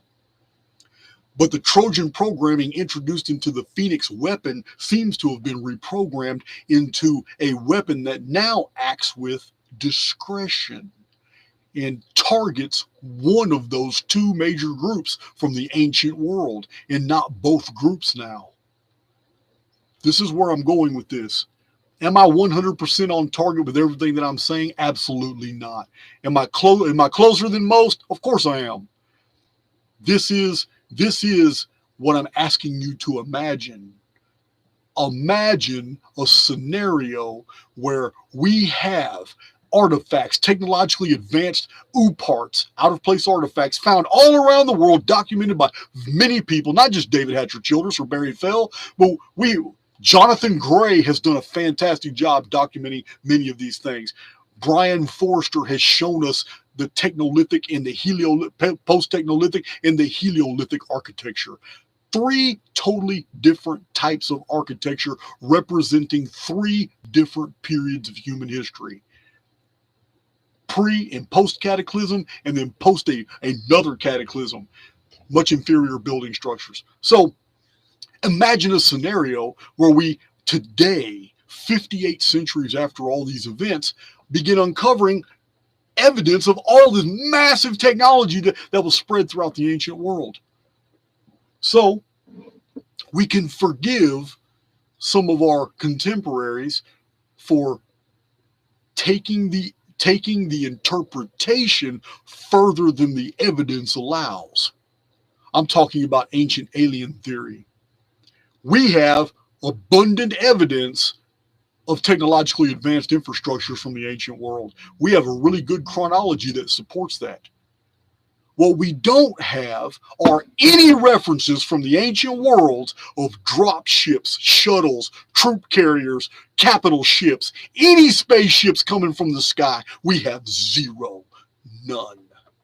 Don't have anything. There's no traditions from the ancient world. There are no modern traditions that can cite any of these things. What we have are people like Zecharia Sitchin and Erich von Däniken. I admire Erich von Däniken. I really do. I loved his books. I was raised on them. I used to read all of that von Däniken books. 100% of the material that he conveys is absolutely true, I believe, or he believes is true. But you can remove from all that data, 30-something books the man's wrote, you can remove all the interpretations of aliens coming to Earth in ancient times and all that, and you can transpose all those data points and data sets and connect them to what we have in the historical and the archaeological record as pertaining to fleets of Caucasians that had left a homeland that was cataclysmed, torn, and destroyed, and then reappeared. Because that's what the traditional records tell us. The traditional cultural records left by non-Caucasian people all around the world don't tell us about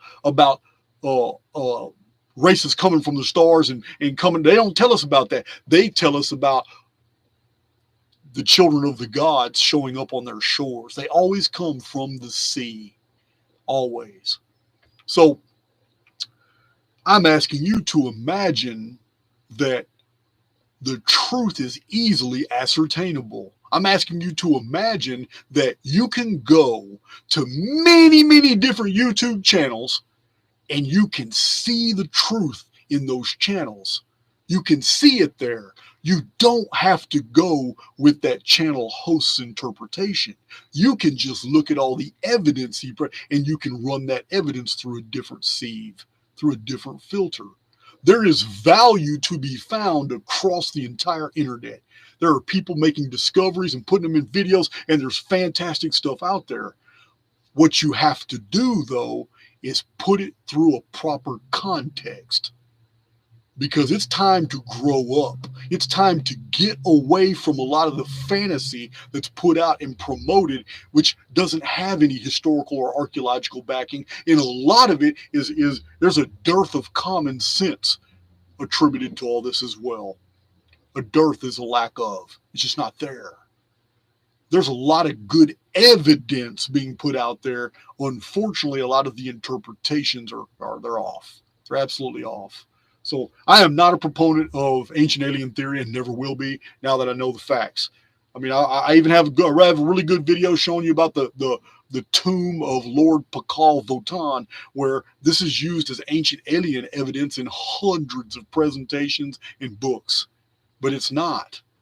I show you guys in my video, that dude's looking through a telescope at the Phoenix, and it shows it perfectly on the slab. He's not sitting in a rocket ship, and those aren't flames from a rocket going up. Those are flames coming down from the Phoenix, and those Mayan sigils are cataclysm sigils, and it's very easily understood. So you're looking straight at a bird through an optical instrument. Has nothing to do with what Zecharia Sitchin and Erich von Däniken said that crypt has to do with nothing. Nothing to do. It's crazy. And we can go through we can go through all the ancient alien evidence. We can go through every single piece and show that this is evidence of a technologically advanced infrastructure from the ancient world. And when that infrastructure collapsed, guess what happened, guys? This should give you pause. We have artifacts existing today, almost 500,000 of them. Almost 500,000 of these. Many of them perfectly preserved. They were found underneath Ugarit. They were found below Rashamra. They were found buried in Amarna in Egypt. They were found underneath the city of Uruk, Nineveh, Ashurbanipal's library. They were found in Hattusis, and there are many other cities I'm not even thinking of right now. Clay tablet libraries. Who gave the ancients the idea to carry a heavy tablet to put their knowledge on? Who did that? Where did they get the idea after the cataclysm to preserve knowledge on something as heavy and hard as a tablet. Tablets are heavy, especially clay kiln burn tablets. The finished product is not light. It is a burden. There's no way to carry a library. There's no way to carry books. You got to carry 1 or 2 tablets at a time. That's it. But where did they get the idea that knowledge should be preserved on tablets? The mystery of the handbags of ancient times was because the locals looked at the phenomena and realized that those handbags carried the Mies. The Mies are described as tablets of destinies. They were considered tablets of destinies because they controlled things. They did things. The tablets of that world were the same as the tablets of our world. Not the stone clay tablets. That was after the cataclysm. Before the cataclysm, it was technologically advanced tablets very similar to the ones we have today. And they were tablets of destinies to the observers who were watching these Caucasian invaders as they just did their ordinary infrastructure, and they moved heavy equipment, and they moved on, things were moving on rail systems, and they ordered food, and they talked to each other, and they showed pictures, and if they needed somebody to understand something better, they'd pull it up, show them a schematic. This is what I'm looking for. I need you guys to dig this. And these tablets did everything. They were very godlike to these people. And all hell broke loose one day when Zu stole the tablets of destinies. And that's a whole nother story from the ancient world, but it concerns the Great Pyramid and what the Great Pyramid is capable of doing.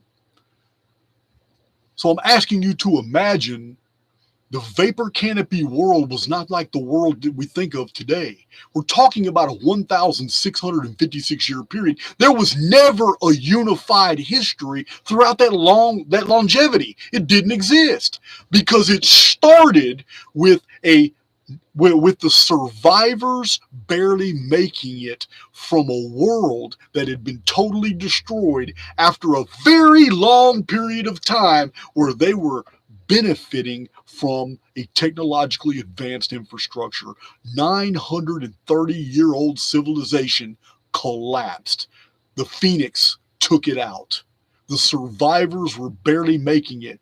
The world changed within months. They were now living under a vapor canopy world. There was no vapor canopy during their civilization. So now the survivors are having to adapt to an entirely different ecosphere. And within 10 to 12 years, the amphibians, the reptiles, mammalian, and marsupial life forms were growing to astonishing sizes. Mushrooms, herbage, plants, and trees never stopped growing. It was the time of the dark purple light. Every night, these survivors would look up into the night sky, and the heavens were brilliant and beautiful and magnified underneath the mesosphere because of the immense amount of water that was trapped in the upper atmosphere. The layer is called mesosphere. The water magnified the heavens at night. Clear, it was clear. But at night, it was cooler. So much of the moisture came down to the ground, and high humidity saturated everything, and made it grow really good. At nighttime, it was better lit at night than it was during the day. During the day, it was a dark purple light because during the daytime, the sun was out there, but it was on the other side of the vapor canopy. The sun warmed the atmosphere and instantly pulled the water back up, thickened into a cloud canopy, was so dark, it was dark purple, high humidity, it was very hot. This is what's described in the traditions. These survivors learned how to build. They had to relearn everything. They were still advanced in their thinking. They were intellectual. But their sciences were not sufficient for the new ecosphere. It was a totally different biosphere. So they had to develop new technologies. It took them over 4 centuries to finally develop new technologies, new building methods, all these different things. And this is what we find in Cahokia, a stage of development and progress that led to the building of structures that were geometrically precise, very complex geometries as well. And when Cataclysm happened again in 3439 BC, now we have Enki entering the historical record at the same time that in the Judeo-Christian chronology, we have the birth of Enoch. It's the exact same time in two different calendar systems. That's not a coincidence. Enki and Enoch are the same individual, but from 2 different cultural perspectives. Now, Enki appears 12 centuries before the flood, which was 432,000 turnings of the sky. With Zechariah Sitchin called 432,000 shars. Now, I've shown you guys much of proof, absolute proof from the historical record, from ancient historians, and from academics over a century ago, that it has been shown on cuneiform tablets that shars were units of measurement. They did not mean years. They didn't mean years at all. They can't mean years if we have found Akkadian ship manifests that measured all the cargo in the hull in units of shars. This means the shar was a unit of measurement. It was not a year. So Zechariah Sitchin's 432,000 shars was just turnings of the sky, the same as every other dating system of the time. Remember, the Mayan long count, for all its sophistication, was what? It was a day count system. 1,872,000 days. What does that tell you? Well, I'm asking you to imagine that during the vapor canopy, technology had come to the point to where we had developed computers. Yeah. Remember, I tell you guys all the time, it only takes 200 years for us to go from horse and buggy to Hadron Collider. If it only takes us 200 years, and we've been technologically advanced multiple times in the past, and this thing in the sky keeps knocking us back, how many times do you think we got technologically advanced before the flood, during the vapor canopy period? The pre-atomic world was one time, and it was reset. 930 years of history erased. The survivors appeared in North America. The technologically advanced survivors appeared in North America. But there were other races here, and this is mysterious. We don't have any traditions from the ancient world that describes how the original races appeared on Earth, except for one document, the Mayan Popol Vuh. The Mayan Popol Vuh says the gods introduced different races made of different materials at different periods in history. And because they were dissatisfied with how these different races, whatever they were supposed to do, didn't do, they wiped them out and started over. But they never ended any of those races. They just retarded their development, decimated them. Yeah, guys, Jason's not making this up. Any of you can get a cheap paperback book translation of the Mayan Popol Vuh.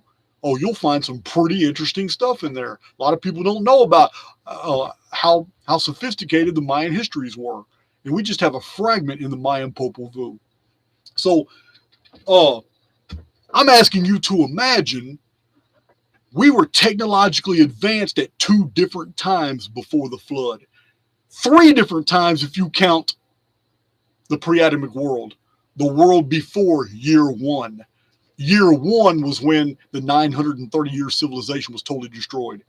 This is why in the Judeo-Christian version of the book of Genesis, when the Jews were in Babylon in the 5th century and they were going through all these chronological records, this is why they said that Adam died in his 930th year. And that in the book of Jasher, they said that in Adam's 930th year, the sun darkened. It's all wrong. In the 930th year of the Adamu, the sun darkened. That was a Phoenix cataclysm. It was 3895 BC, and I have shown that many, many times in several presentations. So a lot of the things that the Jews in Babylon preserved when they wrote the book of Genesis are historically accurate. However, they added pronouns which they should have never added.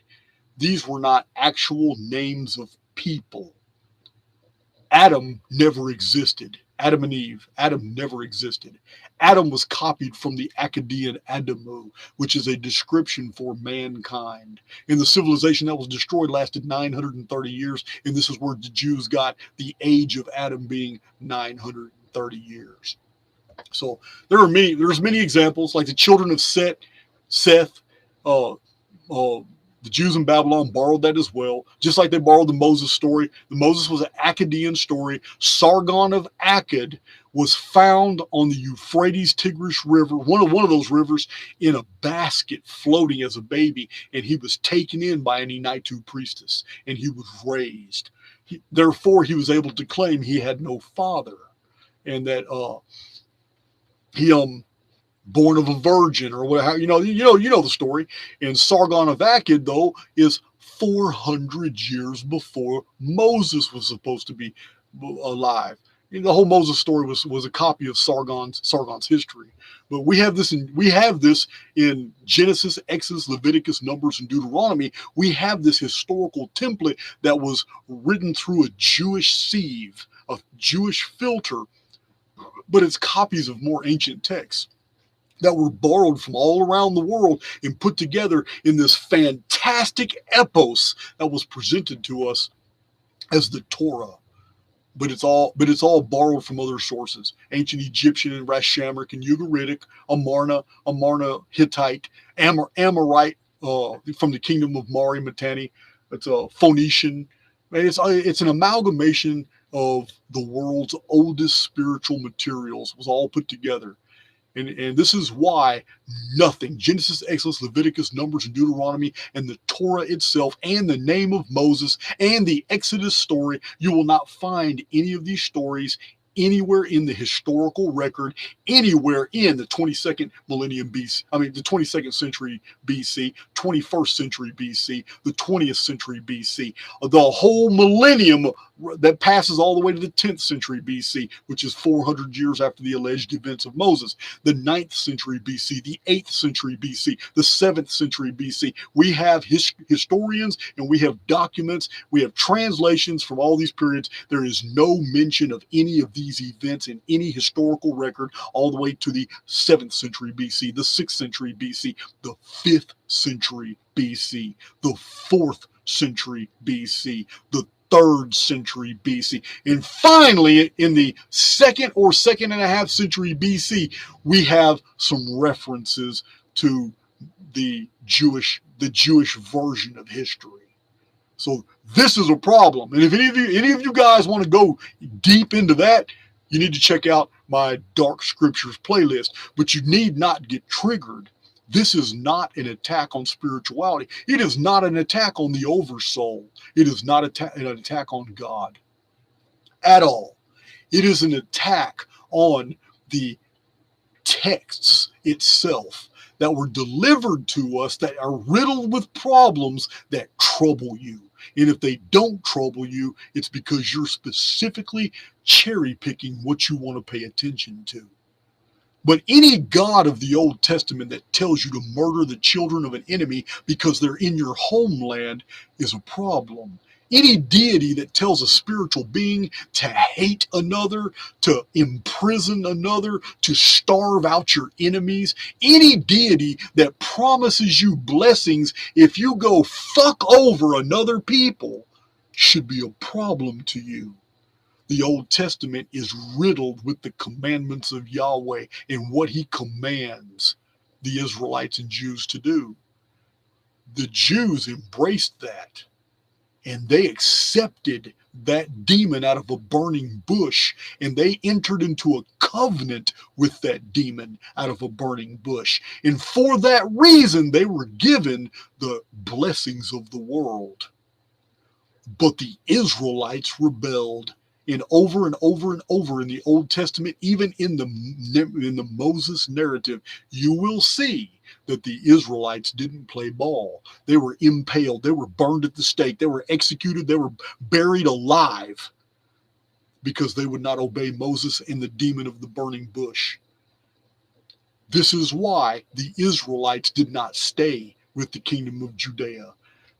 So when the Israelites vanished from the historical record and they migrated from north of Assyria into Armenia, and from Armenia into Wallachia in the Baltic area and all in the Black Sea area, and they migrated all up into Russia. They migrated all the way across the Danube, and invasion after invasion, as the Cimri, the Cimmerians, as the invasion as the Franks and the Burgundians and the Visigoths and the Goths, as the Angles and the Saxons and the Jutes, and as these different families of the ancient Phoenicians, these Israelites moved and migrated and got further and further away. Behind them, after the Assyrian captivity, the Judeans took their scrolls, took their libraries, took their histories, because they weren't there to defend the integrity of their writings.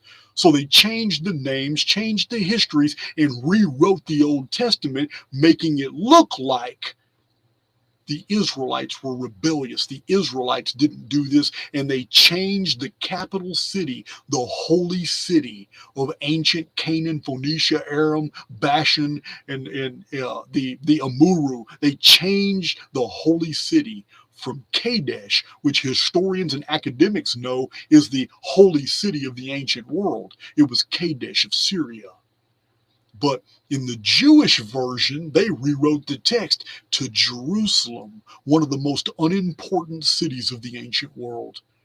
No history, nothing significant about it. It was never big, never impregnable, and it's never mentioned by any of the other cities and civilizations in any of their communications, because it was so unimportant. The most important holy city was Kadesh. In the Old Testament version, which didn't appear until the 2.5 century BC, this new version of history had been completely done and given to the people. And the story is in Nehemiah and Ezra. And for this reason, First and Second Esdras were removed from the canon, because they told the truth. And the truth is, a politician named Nehemiah got with a Jewish priest named Ezra, and they came together and they wrote the Old Testament. Of course, they didn't write it from scratch. They borrowed a bunch of materials, did all that stuff, but they put together the Old Testament and they delivered it to the people. And for this reason, even biblical scholars have noted that no Jews ever named their children Moses until after the days of Nehemiah and Ezra. Why? Because the story didn't exist until it was introduced. Anyway, I don't want to get off into details. That's Dark Scriptures playlist material if you want to get into all that. So I'm asking you to imagine technological sophistication that we have today happened during the vapor canopy period. And as in the days of Noah, the vapor canopy must return in order for all these conditions to continue. So we have a repetition of history. With that repetition of history, we have the Great Flood occurring at the end of the reign of the 8 kings. But in the historical record, it's 7 kings. They ruled, according to Zechariah Sitchin, they ruled for 241,200 years, an absolutely ridiculous sum. He claims that the cities of Shuruppak and Bat Dabira and all these metropolises in the Sumerian Pentopolis lasted for hundreds of thousands of years. Zechariah Sitchin's narrative is absolute crap, and it is time for people to grow up and get mature enough to understand that the chronology doesn't work, and it is absolutely retarded. But what does work is the day count system. 241,200 shars, turnings of the stars under the lunar-based stellar system of the ancient world. Each unit of time was one revolution of the stars around what? The eye of the dragon, Alpha Draconis. One revolution of the stars was a turning. 241,200 turnings is exactly 670 years under the draconian count system, which was 360 days a year. Now the historical record makes sense. Now we have the Sumerian king list not telling us that 7 kings ruled for 241,200 years, but 7 kings ruled over 5 cities for 670 years. Now that makes sense. It's also aligns up with other traditions, because the 7 Anunnaki kings of Sumer are the same as the dragon kings of ancient China. And the Chinese claim that the dragon kings ruled for 646 years before the dynasty collapsed at the flood. You can't make this stuff up. Chronology lines up perfectly. The dragon kings are the Sumerian kings and the Sumerian kings list. This is why Nostradamus's code specifically mentions that the phoenix shall last until the 670th year. What happened in the ancient world? In the 670th year, the Sumerian king list ended. Why? Because of the Great Flood in 2239 BC in the month of May. Why? Because that is the Phoenix date on the 138-year timeline. 2239 BC, the vapor canopy collapsed. The Phoenix appeared. It was the day the sky fell and the sun calendars were born. The lunar zodiacs and the lunar timekeeping systems were no longer relevant, and the day count system collapsed as well, because now a new unit of timekeeping appeared in the world, and it was the sun. Now the sun became the chief element by which everything was measured by, and the sun took 360 days to go around, or its seasonal period was 360 days. And that's another reason why in Genesis it says the rainbow appeared for the first time after the flood, because the rainbow couldn't have existed in a vapor canopy world. But with the sun out now, and now the vapor canopy broken up into clouds that disappear and reappear according to humidity, then yes, the rainbow can appear. So this is what we have. This is what we have, and I'm asking you to imagine that the pre-flood world isn't the simplified version of events that you've been led to believe in Judeo-Christianity. It's not. It was far more. We're talking about New York-sized metropolises. We're talking about the Sumerian Pentapolis reveals the existence of cities that were massive, but they weren't the only ones, because in the historical record we also had the cities of Enoch, not the Enki Enoch, but Canaan. This is another thing that people just can't seem to get around. I get comments a lot. I don't really answer them anymore because I'm tired of it, but I get comments a lot talking about, well, how come there's 2 Enochs, or how come Enoch is mentioned in both genealogies? How come there's 2 Enochs? There's not. Only in English translations are there 2 Enochs. One of them is Canock. It's Chanock. CH. So anyway, it's totally different spelling, but for some reason in English it was rendered as the same. And I understand why.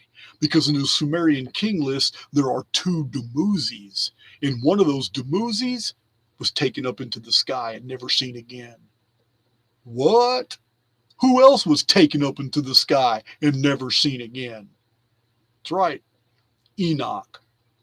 Not only Enoch, but man, there's several, but they're all references to Enoch of those who have been taken up into the sky. So the pre-flood world, guys, was a world that had been technologically advanced at least 2 times, and had been reset by the Nemesis X object one time and by Phoenix one time. This is what we have with the pre-flood world. We have the technology. We know exactly what happened. We understand we understand why knowledge was preserved after the cataclysm on tablets, because tablets are what the people saw the gods were using. But none of this needs ancient alien theory. None of this needs that. Got to employ Occam's razor. We don't have any traditions, and we don't have any artifacts. We don't have anything that would ever get us to just interpret the appearance of drop ships and capital ships and shuttles and spaceships. We don't have any of that. What we have are people like Aaron von Daniken, like I said, I respect him, and people like Zechariah Sitchin, who apply modern frames of reference to things that are ancient. You can't always do that. That brings about error. You have to get into the mind of the ancient individual to understand what they were describing, and you can't sit here and interpret it from modern frames of reference.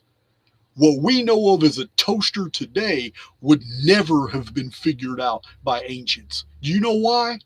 You can look at a toaster today and you know, well, that's a toaster. You can take it to a 7-year-old, put it in front of them. It might be the most sophisticated, technologically advanced toaster ever with a cord, and you can put it in front of a 7-year-old. They're going to look at it for a little while. They're going to see the 2 indentations in there, and they're going to say, well, that's a toaster. And they're going to be absolutely correct. You could time travel just 200 years in the past. Take that toaster and put it before the scientist of the day. They'll never figure out what that object was. You know why? Because one, the infrastructure necessary for that plug to go into an outlet hadn't been invented yet, so they wouldn't know that that's the power source. Although some smart ones among them would figure it out and say, this right here, this goes to a power source. They could figure that out. But they would have never figured out that in the future, people would have been eating pre-manufactured bread and buying them in thin slices. They would have never comprehended that. Why would you buy your bread already sliced? It's not even warm when you eat it. You got to toast. They wouldn't understand that concept because to them, bread was brought out of the oven as a big old loaf, and it was cut and butter and all, and jam was attached, and it was delicious. Bread 100 years ago was delicious. The shit we have today is trash. So they would have never understand the concept because it all goes, like I say in all my videos in the past, I tell you guys, everything is about frames of reference. When you apply the correct frames of reference to the archaeological, historical, and the traditional records, everything begins to make sense. I'm asking you to imagine a totally different world than you've been led to believe existed. I'm asking you to imagine a world of neighborhoods and skyscrapers and all kinds of monorails, technologically advanced artifacts, remote control cars and vehicles, in a world where telecommunications and heavy equipment could have been controlled by tablets. I'm not asking you to believe in a world that doesn't exist. That's the key here. I'm asking you to believe in the exact world that we have today. The only difference is the one I'm describing existed 5,000 years ago. That's all I'm asking you to imagine. And with that, my presentation is over. Absolutely over. 2 hours and 16 minutes. Oh my God. Running my mouth. I can't even believe I still got coffee left. Toast tangent. Mac, man, stop it. I really appreciate you guys, man. We didn't hit 2,000 today, so I must have pissed somebody off. That's okay. That seems to be going around, but I'm not worried about it. Not worried about it. I mailed all the I'm trying to get all the news out. Mailed all the super PACs off. Today, somebody last night complained that they ordered a super PAC like a month and a half ago. So I looked on PayPal and they're absolutely correct. They did. So you got that money back. I just refunded the money. That's too long to wait. I refunded the money. If you want to order one, you can go to Podia and download it. But yeah, that's just too long to wait. I don't know what happened. I used to have a girl working for me. I fired her. I don't know. She caused me some problems with orders. But I don't know. It might have been my mistake too. I don't know. So you've been refunded that money. I'm sorry and I apologize. But let's see. All the other super PACs, they're gone. They're out. People are sending me emails. They're getting them a lot faster. When they were USBs, it took forever for people to get them. Now that they're SD chips and little envelopes like this, oh, here's one right here. Well, no, this is not a super PAC. This is the whole Phoenix. Somebody ordered the whole Phoenix playlist. That one, that's a big SD chip. That one holds a lot of data. But yeah, all these are super packs. Every single one of these got one in there. I just got to print up all my labels, put them on there, and mail them where they go. But I'll mail these out today. But all the prior orders from before 2 days ago are gone. Already dropped in the box. These are my last ones. Please use that search feature. If there's things that you're curious about, if things you want to know about, if there's things you know that I've discussed and I've given dissertations on, go to archaix.com and just scroll down. You'll get to it real fast. There's the search feature. Use that search feature. It will take you everywhere on my channel where I discuss that topic. Yeah, it's beautiful. It's a beautiful thing. I'm still humbled that something like this should cost about 10 grand to get somebody to design something like this, and it was given to me free, and I'm humbled by that, and I know it's going to help you guys a lot. Yeah, divining rod. There'll be less noise in the van once I have two things left to do on the van. One is I'm getting all new seals because that was a contractor van. It's been through a lot of abuse, but it's only got 135,000, 140,000 miles on it. So that's why I've invested so much in it. It's still, those Chevy 3500s, they're designed to last for a very long time. You take care of them, and I do. So I got new seals for all the windows and doors. So that's gonna make it a lot quieter. And the last thing I got to do is I already have the winch. I got a 9,000 pound winch. That's the tension on it that goes on the front. But I'm supposed to go talk to some guys that do grills. It's a lot cheaper to do it locally with these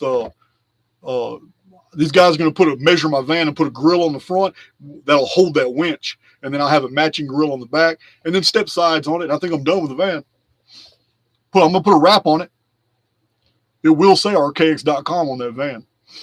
I'm going to have to do that because my van looks so tactical now. I draw a lot of attention everywhere I go. I've talked to officers. I pulled up in truck stops. That's always near me. I pulled up in truck stops and had conversations with law enforcement. In this area, they all know who I am. As soon as they see the van, they'll ask Jason. They already know. I'm going to put Archaix on the van. That's the last thing I'm going to do is a wrap. I'm still hovering at that 1655, 1656 Phoenix number. That's great. 1469 likes. I love you guys. But can we get that up to about 1,700 on those likes? Please. Give my haters something to talk about. Jason's begging for likes. He's begging. Go ahead and record this part. Jason's begging for likes. Well, if it wasn't for morons, the rest of us wouldn't even know what normal was. I appreciate my moderators. Thank you, guys. Mish. Oh, I just seen you, Mish. I think I already thanked everybody else. JJ Recon, Square Peg, Shiva. Shiva, I know it's late. I know you tired, man. I know you want to go to bed. I know. Yeah, guys, when it comes to Christianity, you can consider me a Christian in the spiritual sense. But if you think that my spirituality is attached to the fact that the Roman Church took the old human sacrifice traditions and attached them to a carnalized version of Christ and did a human sacrifice, I don't believe in any of that. No, I don't believe in any of that. Won't believe in any of that. And there's some really good scholarly material out there that will show you too that the whole Roman law deal, there is absolutely no way under Roman law that a man could have been crucified or executed without his appeal first going to Rome. It doesn't even matter if the man waived his appeal. The Romans were amazing administrators. For those of you who don't understand the minutiae of Roman politics and law, you need to read Cicero.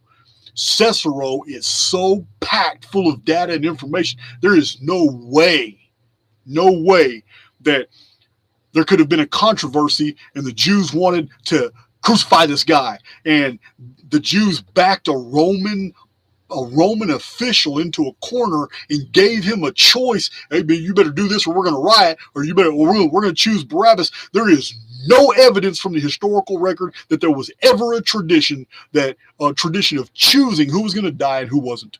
The whole story is it was a Greek stage play. It It was a Samaritan play. It was performed in amphitheaters, just like so many stories from the ancient world that were later basically turned into historical narratives that never happened.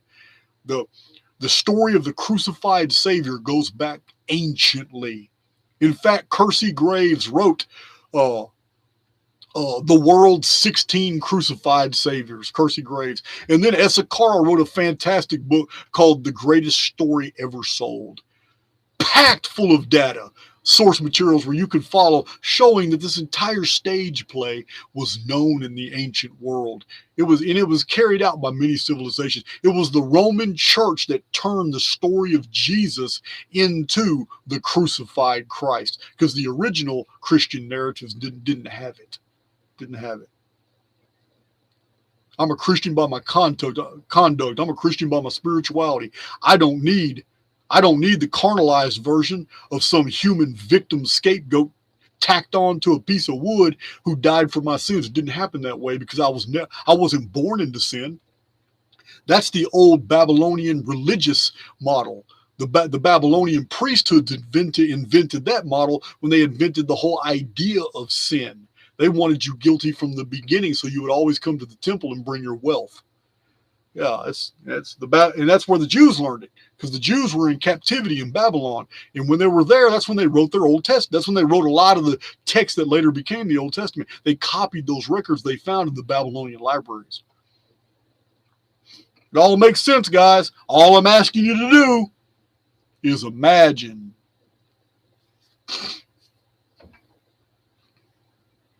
Just imagine.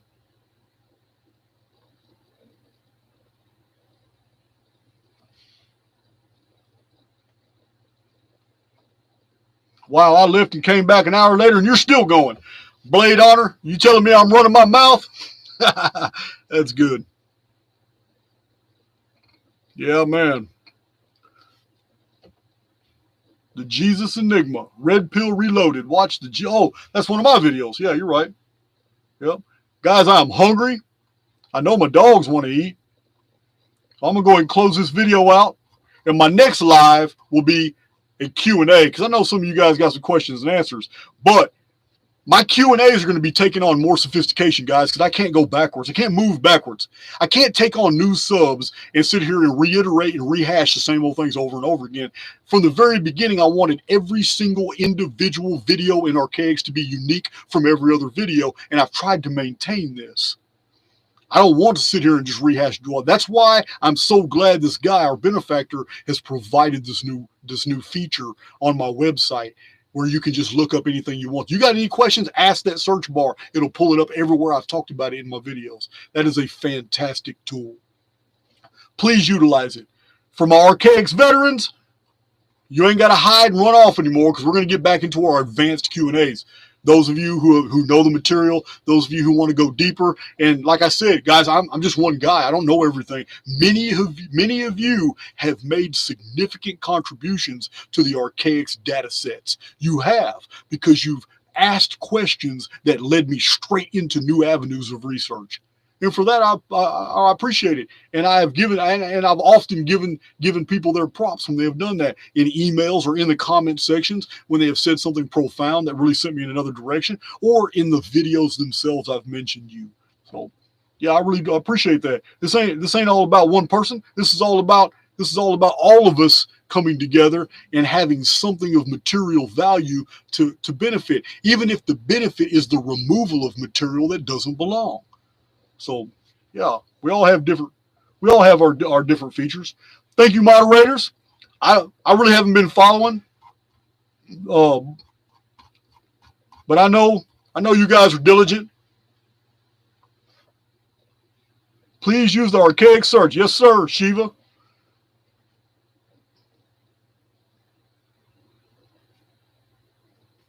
Yeah, we all have different things to bring to the table. We all do.